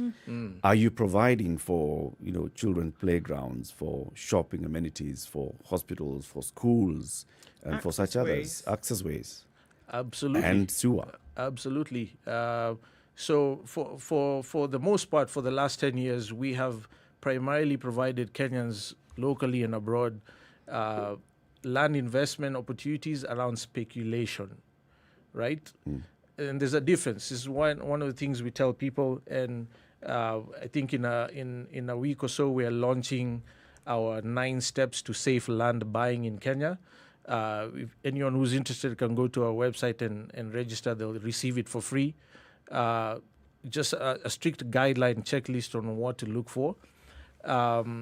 It's very important that besides identifying a lawyer to work with, that you know what your goal is. So if you're buying land to settle, to build in, or to build on, so that you can live in that home, or you want to build apartments to rent, or you want to farm, those will determine what documents to look for, specifically around the subdivision, a provision of amenities. If you're buying land for speculative purposes, meaning I have 100K in the bank, it's not doing much for me, let me buy a piece of land somewhere that hopefully in 5, 10, 20 years will have appreciated in value a lot faster than the thing would have earned in interest. Your specificity about provision of sewer, roads, and that sort of thing may be a bit relaxed. But at the same time, you don't buy 50 by 100 speculatively. If you're going to buy a 50 by 100 or a quarter acre or even a half acre, it needs to come with services because you have already fragmented it and predetermined its future use. For instance, you would never imagine that you could do any meaningful sort of farming on a 50 by 100 or even a quarter or even a half. There's a saying in rural Kenya that shamba ni eka. It has to be at least an acre. Shamba ni eka. Below that is plot. Yes. Now, if you're going to sell me a 50 by 100 today, or if we're going to sell you a 50 by 100 today, it has to have the appropriate use already for what I have already primed it for, which is residential. So if it's currently freehold agricultural, massive red flag. There's no value for you. Freehold agricultural 50 by 100. Yes, I'm telling you, you can build a home, a holiday home. There's nice views of this, that, or the other. But currently, I'm giving you a freehold title that's agriculturally zoned. That's a no value proposition for you. Number one. Number two, it's suggestive that I cut shortcuts or took shortcuts in the due process. Because if you're going to subdivide or fragment pieces of land to that size, in most counties today, according to the Physical Land Use and Planning Act 2019, there are very specific things you must do before you are allowed to do that, including providing allowance for infrastructure, public community spaces, whether it's a school, a shopping center, police station for security, your borehole site, and that sort of thing. If that's not in place, then it has been illegally subdivided, in essence. Someone has cut at corners. Yeah. Someone cut corners. So someone has said, where? Thank God for such information. And I wish many more people would have such information, just knowing what to look out for and what to go for when you're buying land. Solomon, thank you very much. I see the controversy that you wanted to create, and yes, basically what you're saying is that when you say the title deed is the most useless document, what you mean is the least important? Least important. In that transaction? Yes. Okay. It was made in context. All right. Solomon Wangwe is the founder and managing director of Goshen Acquisitions. He's been here educating us about land acquisition in the country. If you go anywhere across the country where Solomon has pieces of land, or where Solomon will be looking to buying pieces of land, you have access to 4G network thanks to Airtel. And we're giving away 2,000 bob worth of airtime thanks to Airtel.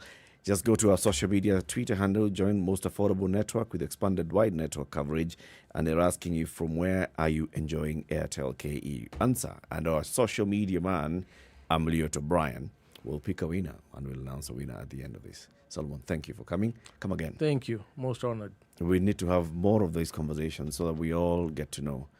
If you had told me, I would not have bought what I bought from this gentleman sitting right next to me. Don't listen to this man. Very sorry. This rock. That's what he wanted. No. Good morning. It's 9 a.m.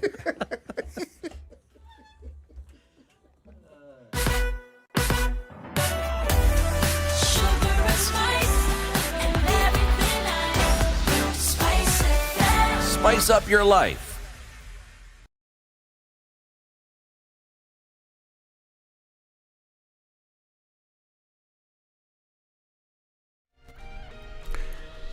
Good morning, this is Newswam Dennis Aseto. The National Assembly Speaker Moses Wetangula will today in the afternoon give his direction on the controversy surrounding what coalition is the majority and the minority in the August House. Kenya Kwanza and Azimio both maintain that they have the largest numbers of MPs. Wetangula's decision will see those nominated to the position of Leader of Majority and Leader of Minority take up their respective positions. Tuesday this week, Wetangula postponed the decision on the issue to today and gave MPs an opportunity to present their arguments. Azimio MPs led by Junet Mohammed as well as John Mbadi emphasized that Azimio is recognized by the Registrar of Political Parties as having a large number of MPs due to parties that signed an MOU to join Azimio before the general election. In addition, the contract prevents members from moving out of Azimio until after 3 months after the general election. In his decision, Wetangula is expected to make a decision based on the numbers identified by the Registrar of Political Parties, or to make a decision based on the realities on ground, especially in Parliament, after several parties ditched Azimio for Kenya Kwanza. Today's decision will be given a day after President William Ruto's surprise visit to Parliament. President Ruto made the visit and interacted with speakers and members of Parliament and even had lunch with the legislators. She spent about 1 hour in Parliament buildings. Kaleba Misi and others argue that the president's visit may be interpreted as influencing the speaker to make a decision that is favorable to Kenya Kwanza. I have the view that I think the speaker is going to make a partisan decision in favor of his coalition. You remember, Ford Kenya is a member of Kenya Kwanza, and Wetangula is a principal of the Kenya Kwanza coalition. It is not feasible that he is going to rule against his coalition. So from where I sit, I think he's going to make a partisan ruling, which is going to be very, very unfair. Honorable Wetangula, a person we respect so much, he should not be allowed, being his first sitting of parliament, he should not be invited to massacre the constitution, to massacre the very act that is passed by parliament, which is now presiding over. These MPs from Kenya Kwanza have maintained that it is impossible that the Senate and National Assembly have speakers but not be recognized as the majority in both houses. Point of contest was between whether UDM are legally in Kenya Kwanza, and the Senate ruled that it was in Kenya Kwanza. Then obviously it will tell you that we are the de jure and we are the de facto leaders of majority in the National Assembly. So there is no much question about that. Tuko na speaker wa Kenya Kwanza katika mbunge la kitaifa na tuko na speaker wa Kenya Kwanza katika mbunge la seneti. Itakuwaje ati sasa ndio utakuwa katika mrengo ya opposition? Itakuwa ngumu jamani. Haiwezekani. Various political parties, even those that belonged to Azimio la Moja political party, thereafter decamped and came to Kenya Kwanza. We are following up on the developments from the National Assembly, and be sure that Newswire will be bringing you the latest from the August House. Now, the tribunal investigating the alleged gross misconduct of Justice Juma Chitembwe has pledged to expeditiously deal with the matter. In a statement, Joint Secretaries Sarah Yamo and Jasper Mbuki said the ruling is expected within 14 days after conclusion of the hearing. Charges against him emanated from a series of videos unleashed by former Nairobi Governor Mike Sonko in November 2021, adversely implicating the judge in corruption. Following the claim, Sonko filed a petition at the JSC seeking his removal from office. Retired President Uhuru Kenyatta suspended the judge and appointed a tribunal to investigate him. Tala and Branch have been listed among 40 digital credit providers of suspected personal data breaches by the Office of the Data Protection Commission. A data breach exposes confidential, sensitive, or protected information to unauthorized persons. Files in a data breach can also be viewed or shared without permission. The 40 digital lenders are set to undergo a preliminary documentary assessment after complaints were raised by members of the public over the processing of personal data. By September 30th, 2022, the ODPC says it had received 1,030 complaints and admitted 555 of the complaints, half of which, or 54%, relate to digital credit providers. Now, President William Ruto will open the newly constructed New Wakulima Market along Nairobi's Kangundo Road in 3 weeks. Speaking when he toured the market, Nairobi Governor Johnson Sakaja said the few disputes on allocation of stalls will have been resolved by then. He said traders operating at the parking lot outside the market have been enumerated and will also be accommodated within the building. This is Newswire. Dennis Aseto, good morning.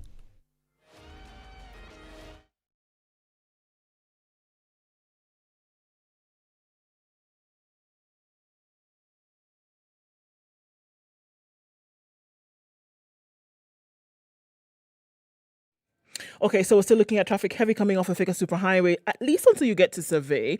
Thereafter, you should be okay getting into the city. Still some traffic on Murang'a Road heading out towards that Globe Cinema roundabout, as well as coming off of Limuru Road. That is still heavy. Coming off Mombasa Road, we had seen some traffic earlier, but we're all right. As you're getting to that Imara drift out, then past General Motors, you should be okay.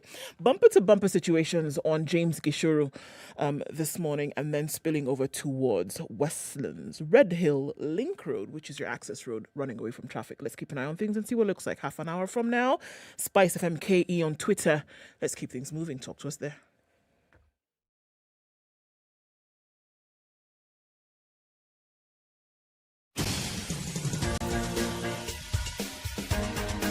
This is The Situation Room, the home of hard-hitting political commentary and penetrating insights about the state of the nation. This is a talk radio experience like no other. The Situation Room, a place for hard truths, debates, and elevated conversations. The Situation Room, witty, political, engaging, deep, controversial. In the room, we have C.T. Muga, researcher, academic, seasoned political observer, a fountain of wisdom in these politically uncertain times. Ndu Oko, Nigerian by birth, Kenyan by choice, communications expert, Pan-Africanist, a truth seeker and believer in people power, and Eric Latif, agent provocateur, the man in the chair, seasoned journalist, news hound, a man who believes in punching up, not down.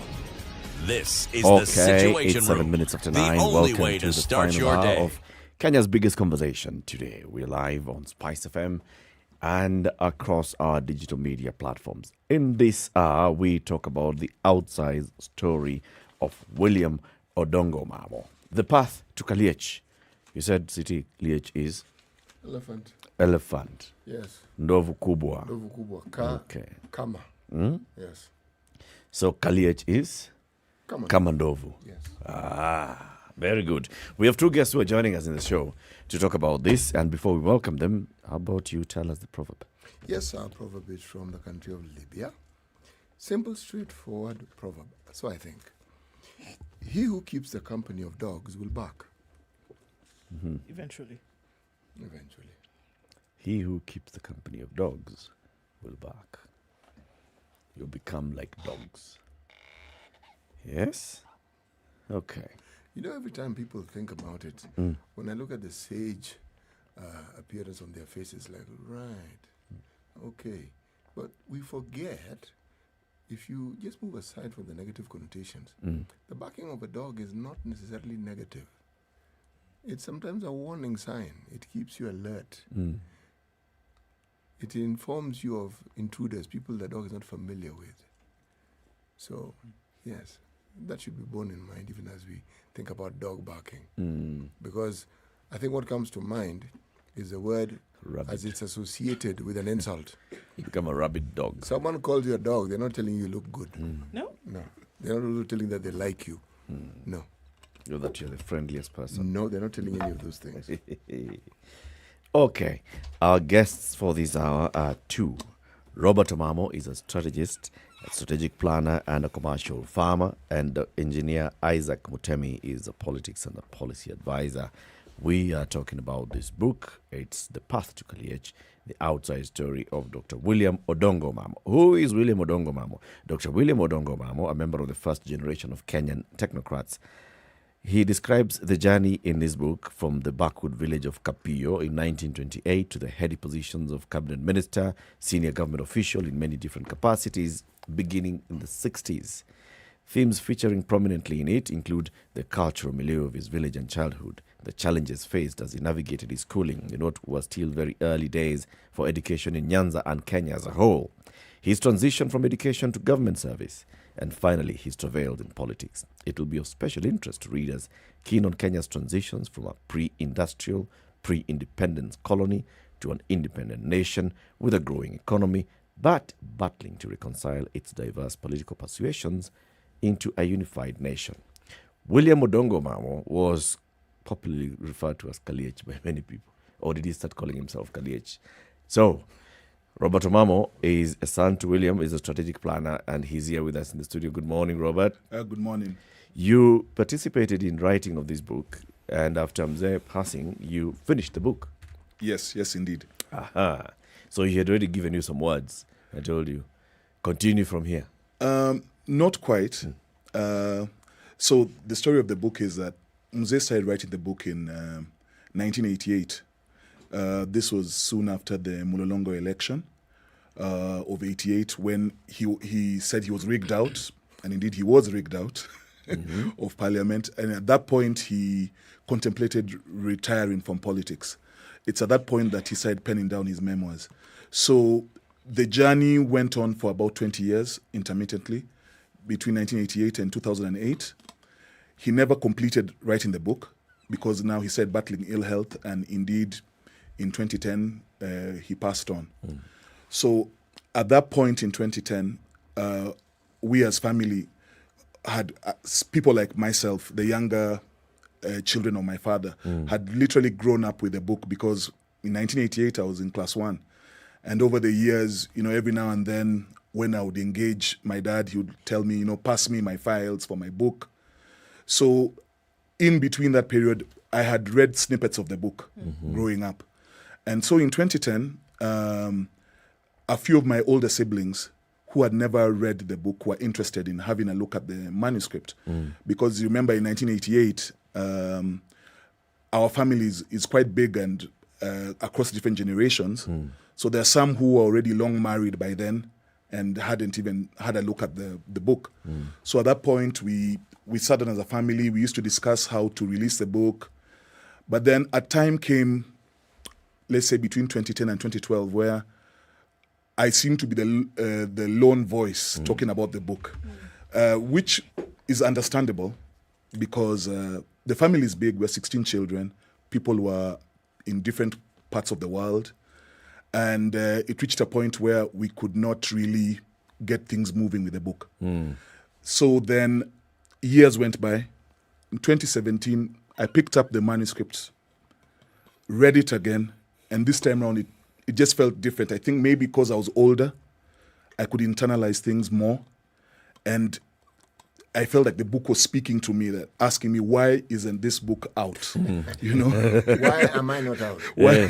Yeah, because there were so many things I could relate to in the book at that time. And I pondered over it, but I didn't know how to start. I procrastinated because going back to the family meant it would be the same cycle. Same cycle. Who's going to do it? Yeah. So 2 years went by. 2019, a friend challenged me to release a book. And I joked to him by saying that by his 10th anniversary of his death, which was 2020, the book will be out. And then, as usual, I procrastinated again. But then, indeed, on his 10th anniversary, COVID had just struck the world. And so in April 2020, I did a tribute to him on Facebook, a 7-day tribute, where I picked up a few stories from the book and some personal ones, and wrote a tribute every day for 7 days in honor of him. The response was overwhelming. And that is how I realized that people hadn't really forgotten him and that his story is still relevant to Kenya. And I started the journey towards releasing it then in April 2020. Right. Yeah, so of course along the way there was lots of challenges here and there. I had to get a writer to help me. I got a writer. Now the problem is that whereas the writer is a good writer, she did not really connect with the book the way I did. She's a novelist, and she also felt that maybe the book could be written like a novel. And so we clashed here and there along the way, but I still engaged her. She did her part. So in 2021, I got introduced to one of my WhatsApp groups. It was a WhatsApp group of old boys of our former school.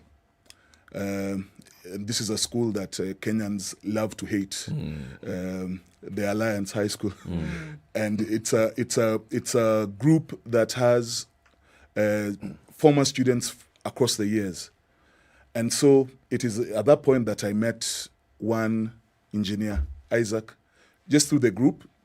I realized he was someone who's into detail. He's very passionate on topics, well-read. And I quietly said to myself that this is the person I need to work with on this book. He didn't know it then. But then along the way, one day he asked to meet me. And I said, I'm going to seize this opportunity. And when we met, I asked him to have a look at the manuscript that I had at that time and tell me what he thinks. So when he came back to me a few weeks later, he just told me, you guys are joking. And I asked him, what do you mean? How is this book not out? You know? So he connected with the book in a way that I had. And I'm not sure, maybe he even connected more because he's someone who goes into detail, even in arguments in the group. And my dad was someone who was into detail. He's that guy. He's that group member. Yeah. So we then took it up, worked tirelessly between January and end of May this year to edit the work. And now this was a marathon job where we were now putting the book together, away from the novel style into what we have today. Yeah. So that's more or less the story of the book. When we were done, when I was working with him, I also engaged a few people to review the book for me, the manuscript. So that's how Professor PLO Lumumba came in, and he advised accordingly on a few things that I could change. And in the end, we managed to complete it. Okay. So, Robert, you're looking at a book that, I mean, for all intents and purposes, before you picked it up, it was a manuscript. Yes. It was, thoughts put together by your father. Yes. Of his political life, of his family life, of his life in Kenya. Yeah. It was not complete. Yes. How then were you able to fill in the bits and pieces until it now became this finished? Yeah, so that was a very tough thing to do. It was the hardest thing because, like you mentioned, it was a manuscript that wasn't complete. It was jumbled up. There were very many missing links. So I had to interview quite a number of people who lived with him. I interviewed my mom. I interviewed my stepmom, who's the older one in the family, who lived with my dad for very many years. And she really helped me in filling in gaps, and my mom as well. And then there were some things I just needed research also from the internet. So there's a lot of research that had to be done, missing dates, missing phrases that he needed to put there, missing names of people that he was referring to. And yeah, so by and large, the hardest part I could say was maintaining his voice, because my dad had a very strong, powerful voice, and that was a challenge because when I worked even with Isaac over here, Isaac is from a younger generation than myself. And there times he'd use some words and I would tell him, no, that doesn't sound like a thing my dad would say. So that was one of the challenges that we had. But we struck middle ground at the end and we managed to succeed. How about your siblings, especially the older ones, the ones who had interacted also more with your dad during his time in politics, his time in public service? When they read it, what did they feel? Well, there were mixed reactions, I must say. Mixed reactions, which was expected. I had expected that from the word go, because remember, we had tried talking about the book years before. But you know, there comes a time when the book speaks to you, and for me, it was a personal initiative where I could take in advice here and there, put in some you can ignore, some, but be ready to go on with what you've decided. Because I put my mind out that I want this book out, and even the book, there's a very interesting passage in the book where my dad talks of living life on his own steam. That was something that really inspired me, that, you know, I could not stop no matter what. Yeah. Live on your own steam. Yes. Engineer Isaac Mutemi, so you worked a lot on this book. I did. Had you read this history and the story of William Odongo Mamo before you started interacting with this manuscript? So yeah, we're good. He actually asked me when I first, heard of the name Odongo Mamo, and it's one of those names that at least if you follow our news, it sounds like it's always been there.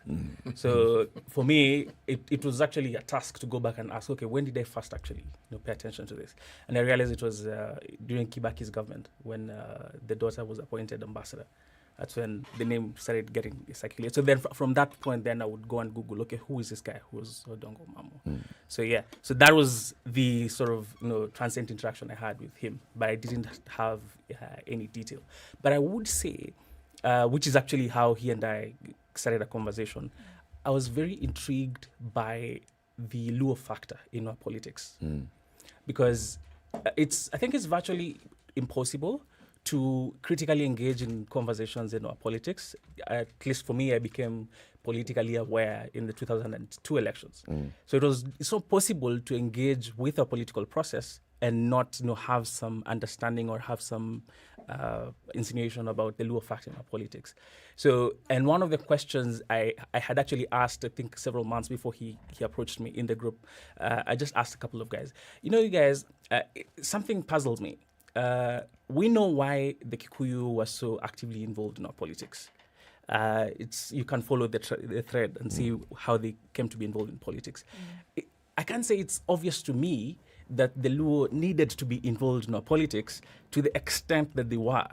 So that by independence, we have several charismatic and colorful and larger-than-life political actors on the scene whose main grievance wasn't very clear to me. So, and I couldn't trace that. So I asked a couple of guys, so could you point this to me? And then the answers I got were not very satisfactory, because they were trying to tie back to some of it was one of those explanations we used to give in history, they did this, but it didn't have that touch, like exactly how did it happen? Why were they forming? How did that political consciousness evolve? So that was something that I was completely open to. So when we started conversations, then he told me about this guy, and then I read it, and I realized it's actually someone who was a part of that movement. Then I was hooked. It's very interesting that you talk about history. As you're speaking, what struck me was, my generation takes some of this information for granted because we lived through it. So you're speaking, I'm realizing, but this is part of the problem. The younger generation have never been taken through this process so that they could actually understand how the situation that we're in was arrived at, the path that was followed, and the players whose names one keeps reading about, what it is that they did, and what it is that the participation signified. You're told snippets, but you're not told the whole story. Because if you understand the whole story, then you'll understand why it is there came to be a problem between these two communities. And what are the salient points and what the issues were. Whether they were ideology, whether they were personal, all these things that people don't really talk about, you get to understand and realize, there actually really wasn't a problem as such between the communities. The problem was between two individuals who didn't quite see eye to eye on certain issues. Yes. But again, history has a way of doing something strange. Those who take power and maintain it will rewrite that history to suit their purpose. Yes. Indeed.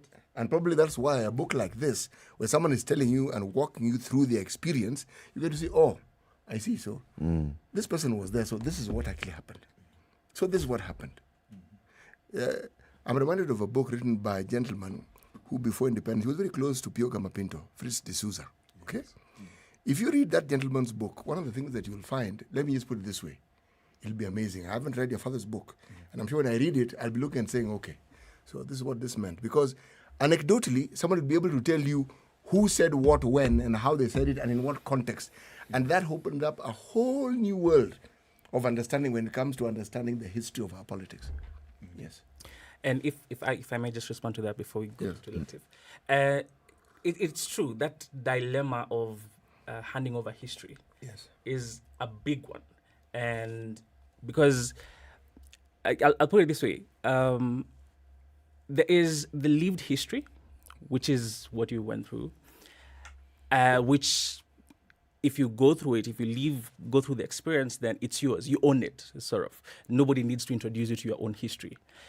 But the problem then gets in when you're talking about recorded history, because then recorded history, then, just the same way, if you live through history, there are things you'll emphasize. When you start recording it also, there are things you'll also choose to emphasize, which do not necessarily serve, your audience. And particularly in this past elections, for example, one of the conversations that came up is, how is it that the youth do not seem to have time for history?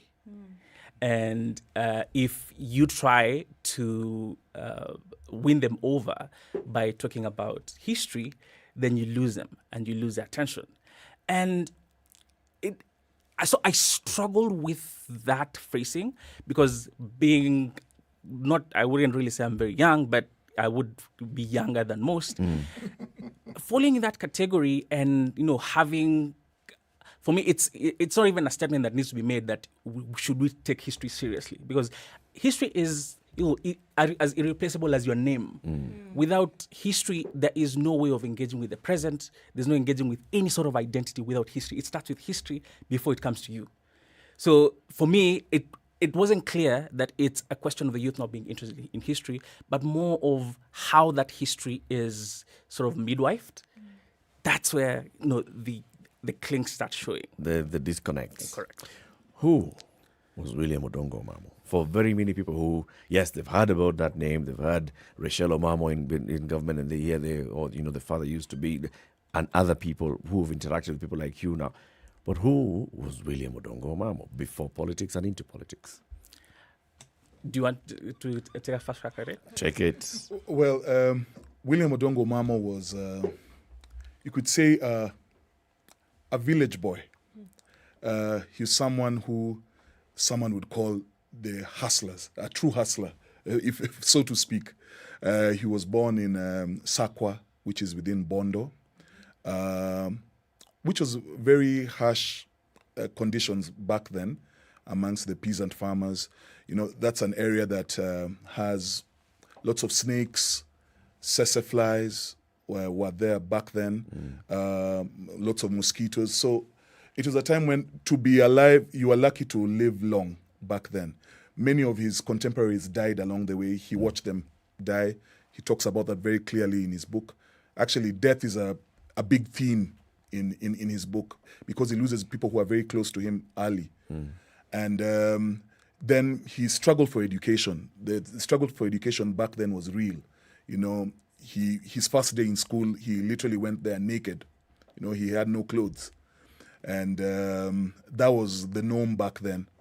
And he struggled through, but someone held his hand, his uncle held his hand, and that's actually very important as well in the book. Like I said, what role does family play in one's successes in life? And in his case, he had his uncle, Senior Chief Robert Angawa, who named after, incidentally, who took him through, encouraged him to go to school. When he got to school, was the one who helped him when he got a scholarship to go to India, helped him to raise money to, for the travels to India, and was just a key advisor all through. But then back to Mzee. Mzee was a very humble man, I must say, because he was brought up in a close-knit family, extended family. That's how they grew up back then, with lots of cousins, living with them every now and then, in different places. And he was a man who, along the way, picked up oratory, which is remembered for. And that he did, you could say, in his Maseno High School days, where he was an ardent debater in the debating society. And he went on to keep on debating even when he was in India. And that, you could say, sharpened him and prepared him for politics. Yeah. Brought him into that journey. Yes. You'll tell us about the journey in politics. We are talking about the late William Odongo Omamo, who is among very... when you talk about the history of Kenya, you say, so-and-so was the first to do this on the other city. Yes. He was the first what? Well, if you're talking about firsts, okay, let's bring something present.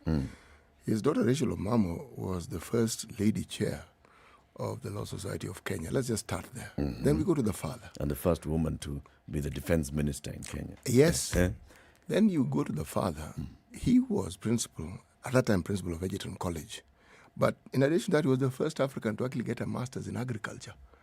So there are many firsts here. Yes. And also the first to get a bachelor's in agriculture. Yes. Yeah. 9:30. Let's take a quick break. Robert Omamo is a strategic planner, a commercial farmer. Engineer Isaac Mutemi is a politics and policy advisor. Both of them have worked together on this book. It's called The Path to Kaliech, the outside story of William Odongo Omamo. And that's what we're talking about this morning, what it's all about in this story of this outsized gentleman. Schools have reopened, Ndu? Indeed, and Naivas is saying the Shuja offers are still up for grabs. You can go into any Naivas today and celebrate the Shujas who are kids, who are learners, who are teachers, who are parents. The back to school offer with Shuja is up. Learn more about that with Edward Quach on the Spice Drive from 3 to 7. And remember, Monday's coming, and Monday somebody will win 1 acre of land in Nanyuki. Do you want to be part of that? Text the word Shamba to 40299. AMG Realtors is saying we are celebrating 10 years and we want to give out 10 acres to celebrate 10 years. Winners will be 6. One person wins 5 acres of land in the grand draw in November. But over the next couple of weeks, we'll be giving out 1 acre each to 4 winners. Somebody has already won 1 acre. There's somebody who's going to win 1 acre on Monday. And what you need to do is buy a piece of land from any of the places that they're selling for as little as 150,000 shillings to as much as 4.7 million shillings. Every 50,000 shillings you spend is an entry into a draw. So buy 150k land, those are 3 entries. Stand a chance to win 1 acre of land. This is the Situation Room, the only way to start your day.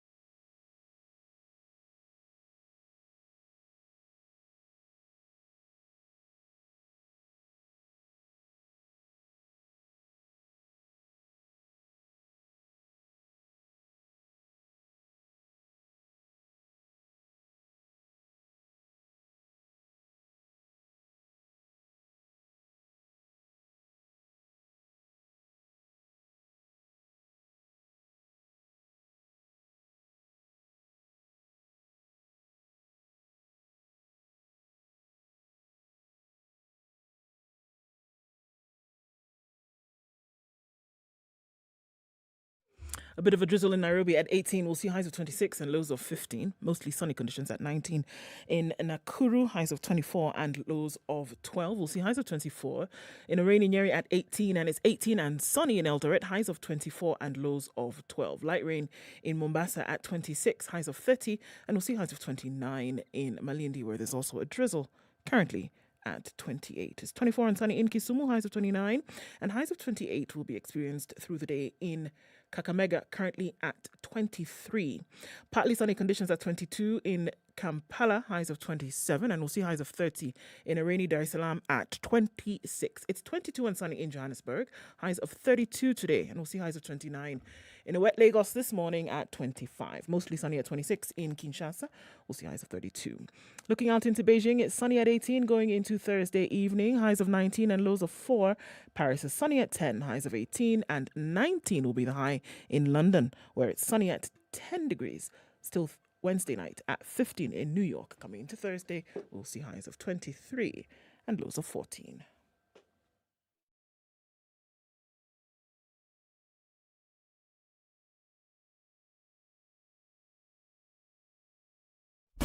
Classic soul, R&B, smooth jazz, neo soul, and nostalgic ballads. Make some noise. You're listening. 9:30, and we're looking at better traffic conditions. I know the roads are slippery, so you've got to be careful there. Whatever was happening on James Gishuru, that has been more or less sorted out.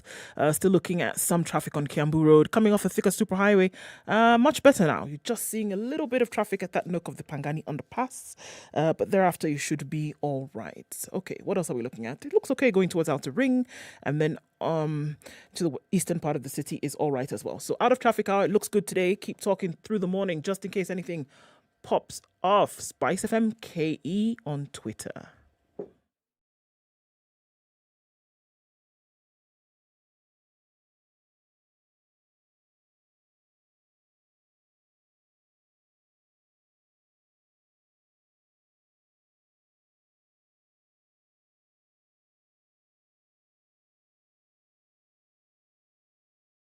Mature, intelligent talk every morning. Spice up yourself.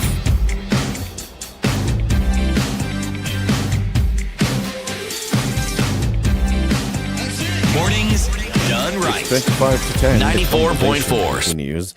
We are talking about The Path to Kaliech, this book, The Path to Kaliech, the outside story of William Odongo Mamo, who, like City says, the first Kenyan African to get a bachelor's degree in agriculture, a master's degree in agriculture. First what again? Principal of what we now know as Egerton University was then a college. Yes. That was teaching agriculture mostly. Believe then. me, it's superior. What Egerton College did is what many universities would aspire to do.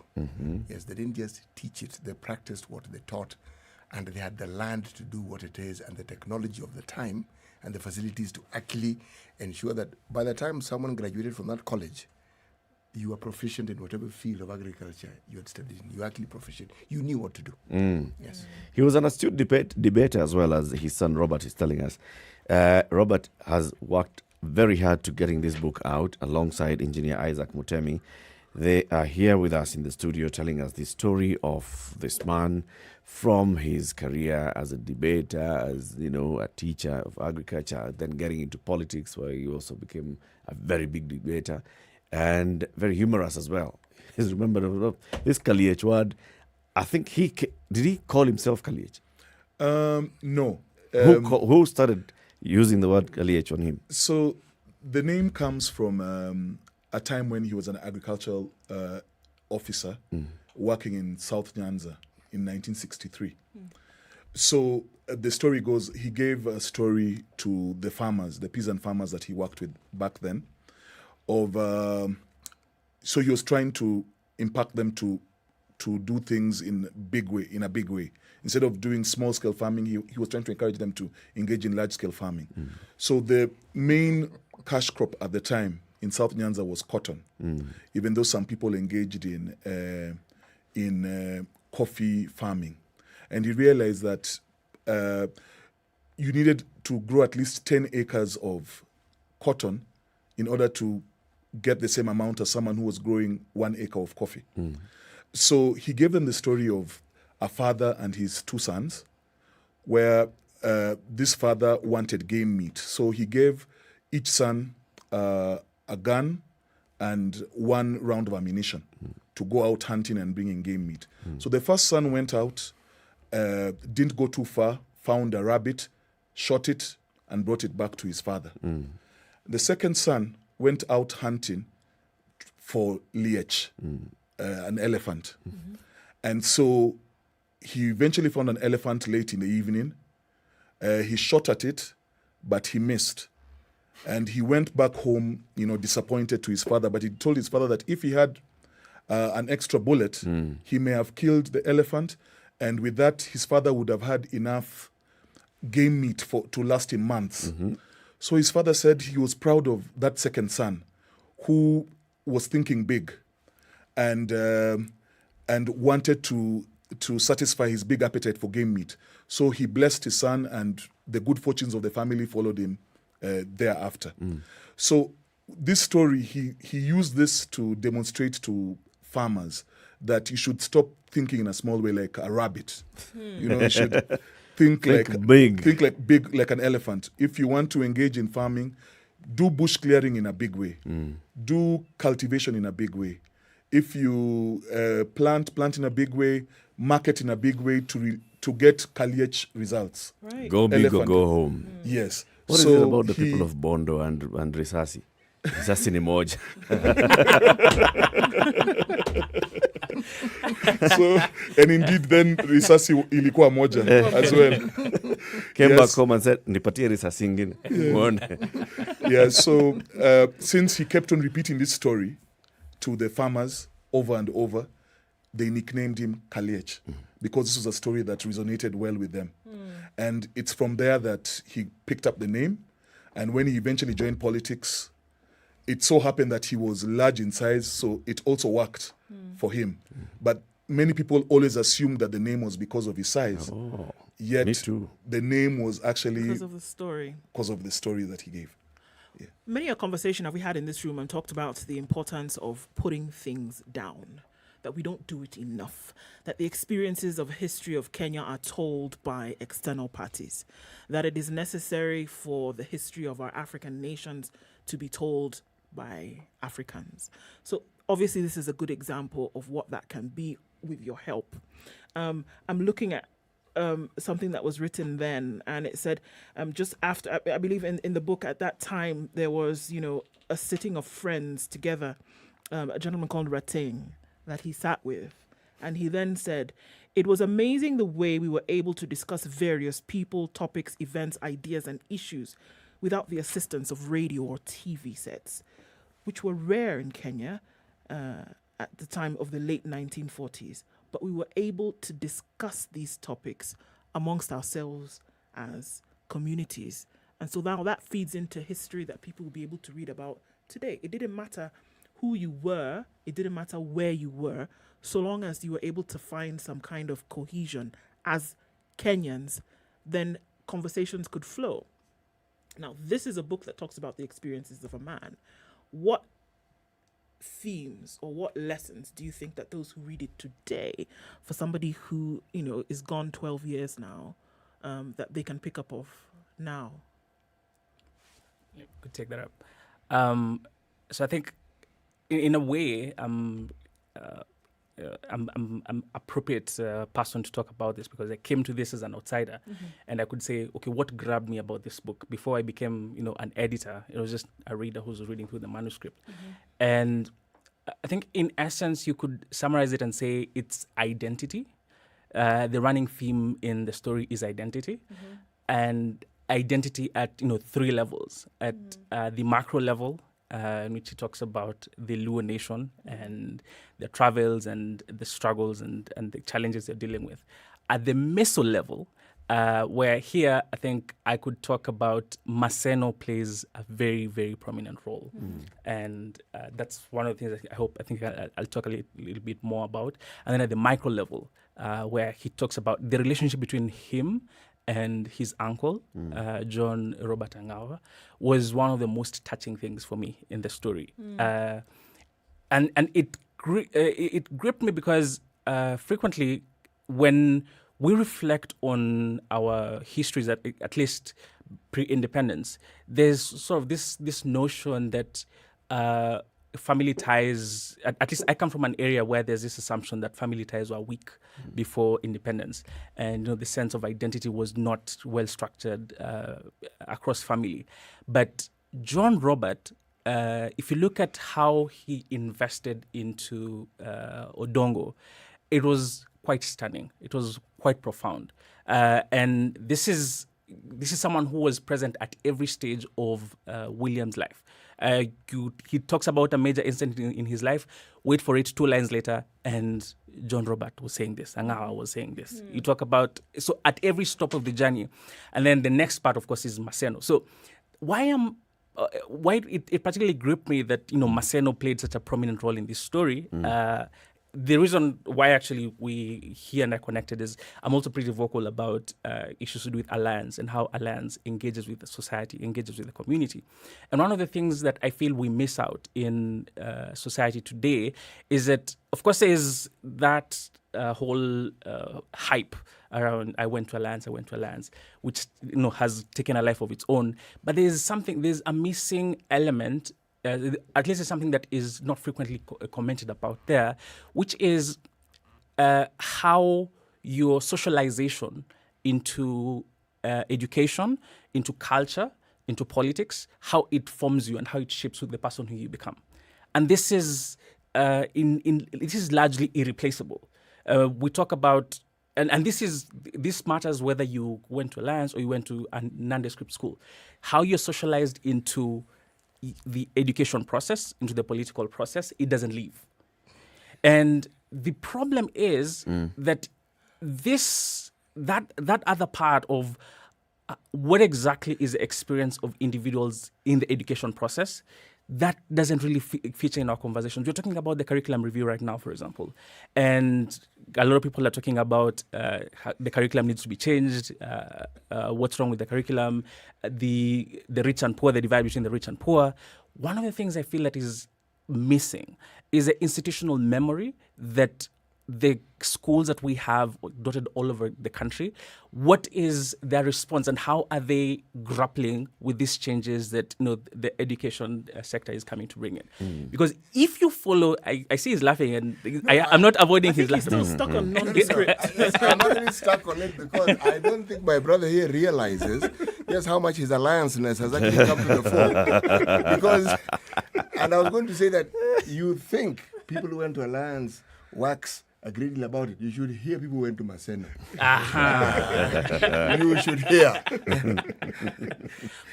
And the reason, you see, the reason why I didn't want to, I apologize for apparently, being carried away by my whole went to Alliance thing, is I'm not. I appreciate, the pride and the hype around big name schools, but I sort of feel that it's possible to have pride without prejudice. And my problem with a lot of the conversations about, at least big institutions, is that it doesn't feel as though we are able to separate the pride from the prejudice. And that's something that I struggle with, because if you're coming to a public conversation, if you're coming to engage publicly with people from all walks of life, it matters that you can engage with them, from where they are, where they come from. Not that not this implication that if you come from XYZ, then your voice matters more than, somebody else's voice. And coming to Maseno, back to Maseno, and why, and what you see, for example, about Maseno, alumni being proud of the institution. If you actually read the history of how Maseno shaped both the trajectory of someone like Jaramogi Oginga Odinga and the wider politics of Luo Nyanza, their pride is, you can feel some justification for their pride. What I fear is lost in translation is that how do you translate the softer parts of your experience? Because one of the people who stand out in this book is Carrie Francis, for example, and there's an incident he talks about. Carrie Francis is a famous principal in pre-independence Kenya. He shaped both exactly. He shaped both Maseno and a mathematician. Correct. He shapes both Maseno and Alliance High School. And the place where Odongo talks about Carrie Francis, there's a paragraph he talks about the connection he had with Carrie Francis, which is a very personal thing. And someone mentions in passing, but now he's taking away the secrets of Maseno to Alliance. And Odongo's like, no, please, that doesn't matter. What matters to me is that this person connects with this institution as deeply as I do. As I do. That is what matters for me. Now, when we talk about what that ends up doing for individuals and how they end up interacting with the education process, we can have an entire session about that. There's a concept called the hidden curriculum, which deals with what lessons students draw from the education process that is not written down. The implicit curriculum, what is not explicitly written in the objectives of the school, in the objectives of the curriculum. That hidden curriculum is a monster in our education process because we have a variety of institutions giving very variable interpretations for what students' place in the education process is. So yeah, I'm happy to take questions and we can engage in this conversation later on. But for me, the implication and the connection with the book is a lot more intimate. And one thing I love about William is that he didn't spare himself. He talks about his failures, his mistakes, his mishaps, his lucky breaks, almost to the point of scandal. He talks about, various points. I won't spoil the book for readers, but he talks about, he bears his soul. He says, if I didn't get a lucky break here, that would have been the end of the road for me. If so-and-so didn't intervene for me here, that would have been the end of it for me. If I hadn't made this mistake, the journey would have been different. And if I hadn't been saved from this mistake by XYZ, then that would have been the end of my story. So it's not the typical airbrushed politician story who is, eager to talk about. And he was actually telling me after the book began serialization last weekend, someone actually got in touch with him that his dad had actually reached out. And one of the things that he had been very insistent about is that he didn't want anybody to edit the unflattering aspects of the story. Mm-hmm. He wanted everything out. It's like, don't touch my story. This is my story. I want it out there. And it's interesting that you say that because then here's a part as well that came out. So it was not brushed anything. Yeah. And so, this is, of course, in the middle of another conversation. While boosting the image of Kenyatta when he was still in detention, the very vocal freedom fighters like Tom Mboya, Jaramogi Oginga Odinga, James Gishuru, and Walter Odede also had the audacity to say publicly that the detained Kenyatta was their political godfather. Jaramogi even went further to promote Kenyatta as his second god. The esteem with which Jomo was held after his release should be recorded minutely. His release in 1961 opened the floodgates for politicking, causing a very high tide of patriotism and nationalism. He said this. He did. But you see, it is on record what Jaramogi actually said. It's paraphrased into, without Kenyatta. No Kenyatta, no independence. There's no independence, yes. But he explains it. And Jaramogi went to actually explain why it is that they were not going to make any moves until Kenyatta was free. Released. Yes. What was the connection between William and the other larger-than-life then Luo leaders? There was Jaramogi on this side. There is Tom Mboya on the other side. Where did he fit? Well, that's an interesting question. I think he was close to both. Jaramogi was his cousin, distant cousin, to the extent that Jaramogi even was his benefactor and helped him acquire a scholarship to go to India after Maseno. That is something that is actually not talked about a lot, because even one time when he praised Jaramogi for helping him, he got fired from cabinet Yes, he did. You know, and the story that has been said over and over is that Jaramogi and Omamo were enemies. There's the other story where they don't say too much about, where he actually got fired for praising Jaramogi. But then back to your question, he was also very close to Tom Mboya. When he was at Egerton, he got fond of Tom Mboya. And in fact, Tom Mboya was trying to help him secure another job after Egerton at the African Union in Ethiopia. But it then happened that Tom Mboya passed away in 1969 when my dad was actually meant to be moving on to this job that he was trying to secure. And it's when Tom Mboya passed on that his late wife, Pamela Mboya, while mourning with my dad, cried to him and told him, yes, your friend has fallen, take over. And it seems these words really touched him because even though he was late in the day, he actually eventually presented himself to run for MP of Bondo later that year. It just so happened that, that 1969 was a very tough time for the Luo nation, you could say, because we first lost the Foreign Affairs Minister, Agwet Skodek, early in the year. Then we lose Tom Mboya. And then Jaramogi gets detained after the Kisumu incident of the opening of the Russian hospital. And so there was some sort of leadership vacuum that my dad felt he needed to fill. So he presented himself to run for the Bondo seat in 1969 as an independent. That's also another thing that's not talked about much. Back then, you could run as an independent. So there was a KANU candidate who was Walter Odede. Surprisingly, that is Pamela Mboya's father. When she was asking him to take over, she didn't know that he would eventually run against her father. Yeah. So he ran against a KPU candidate as well.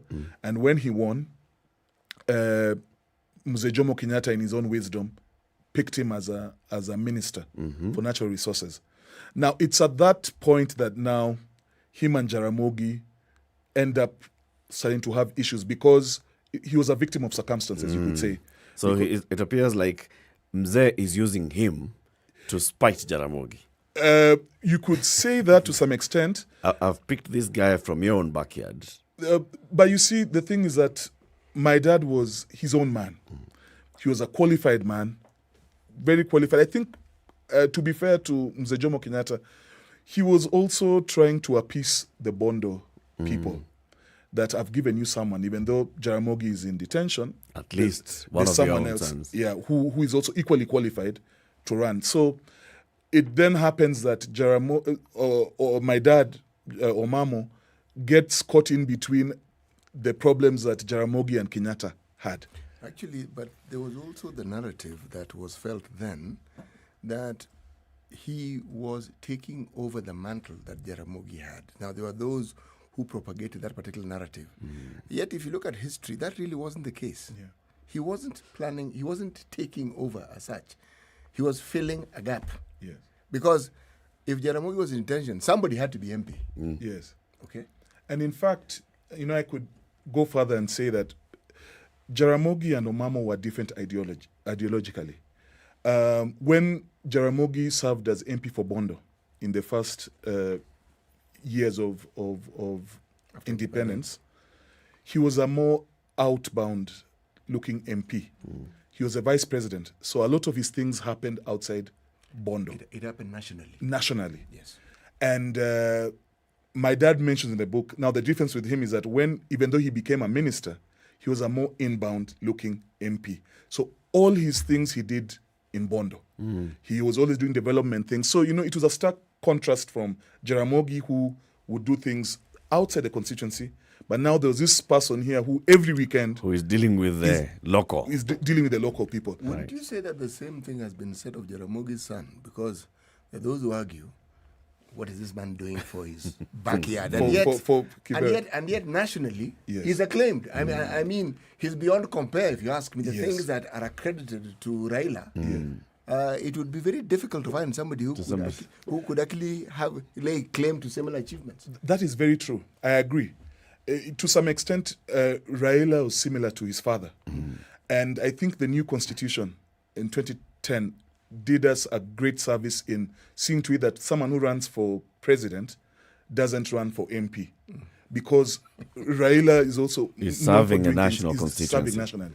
Yeah. Gentlemen, I want to thank you very much for coming. As you conclude, just briefly, how does one get a copy of this book?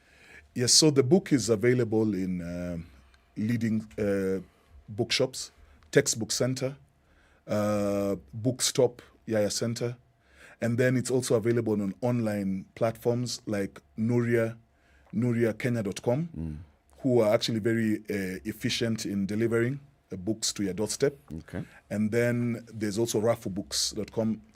And anyone who has a problem could also reach out to me on my email, bobomamo254@gmail.com. Bobomamo254 at gmail.com. Yes. Robert, thank you very much for coming, and congratulations to both of you and Engineer Mutemi for finishing this book and for releasing the book. And let's enjoy the story.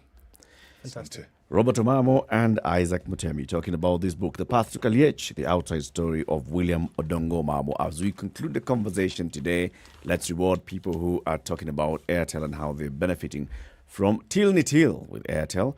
With Airtel money, you can pay to any pay bill or till number. It doesn't matter the network.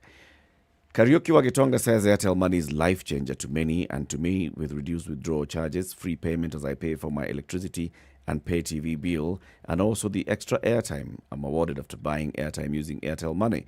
Karaoke, 2,000 bob airtime comes to you. John Jera says, using the code *334# has advantaged my hotel clients to pay bills without transaction cost. Being a student, I enjoy browsing with 4G Airtel data bundles that are so cheap and reliable. Yes, indeed. Thank you for tuning in to Kenya's biggest conversation today. Join us again tomorrow morning. Have a lovely day. It's 10 a.m.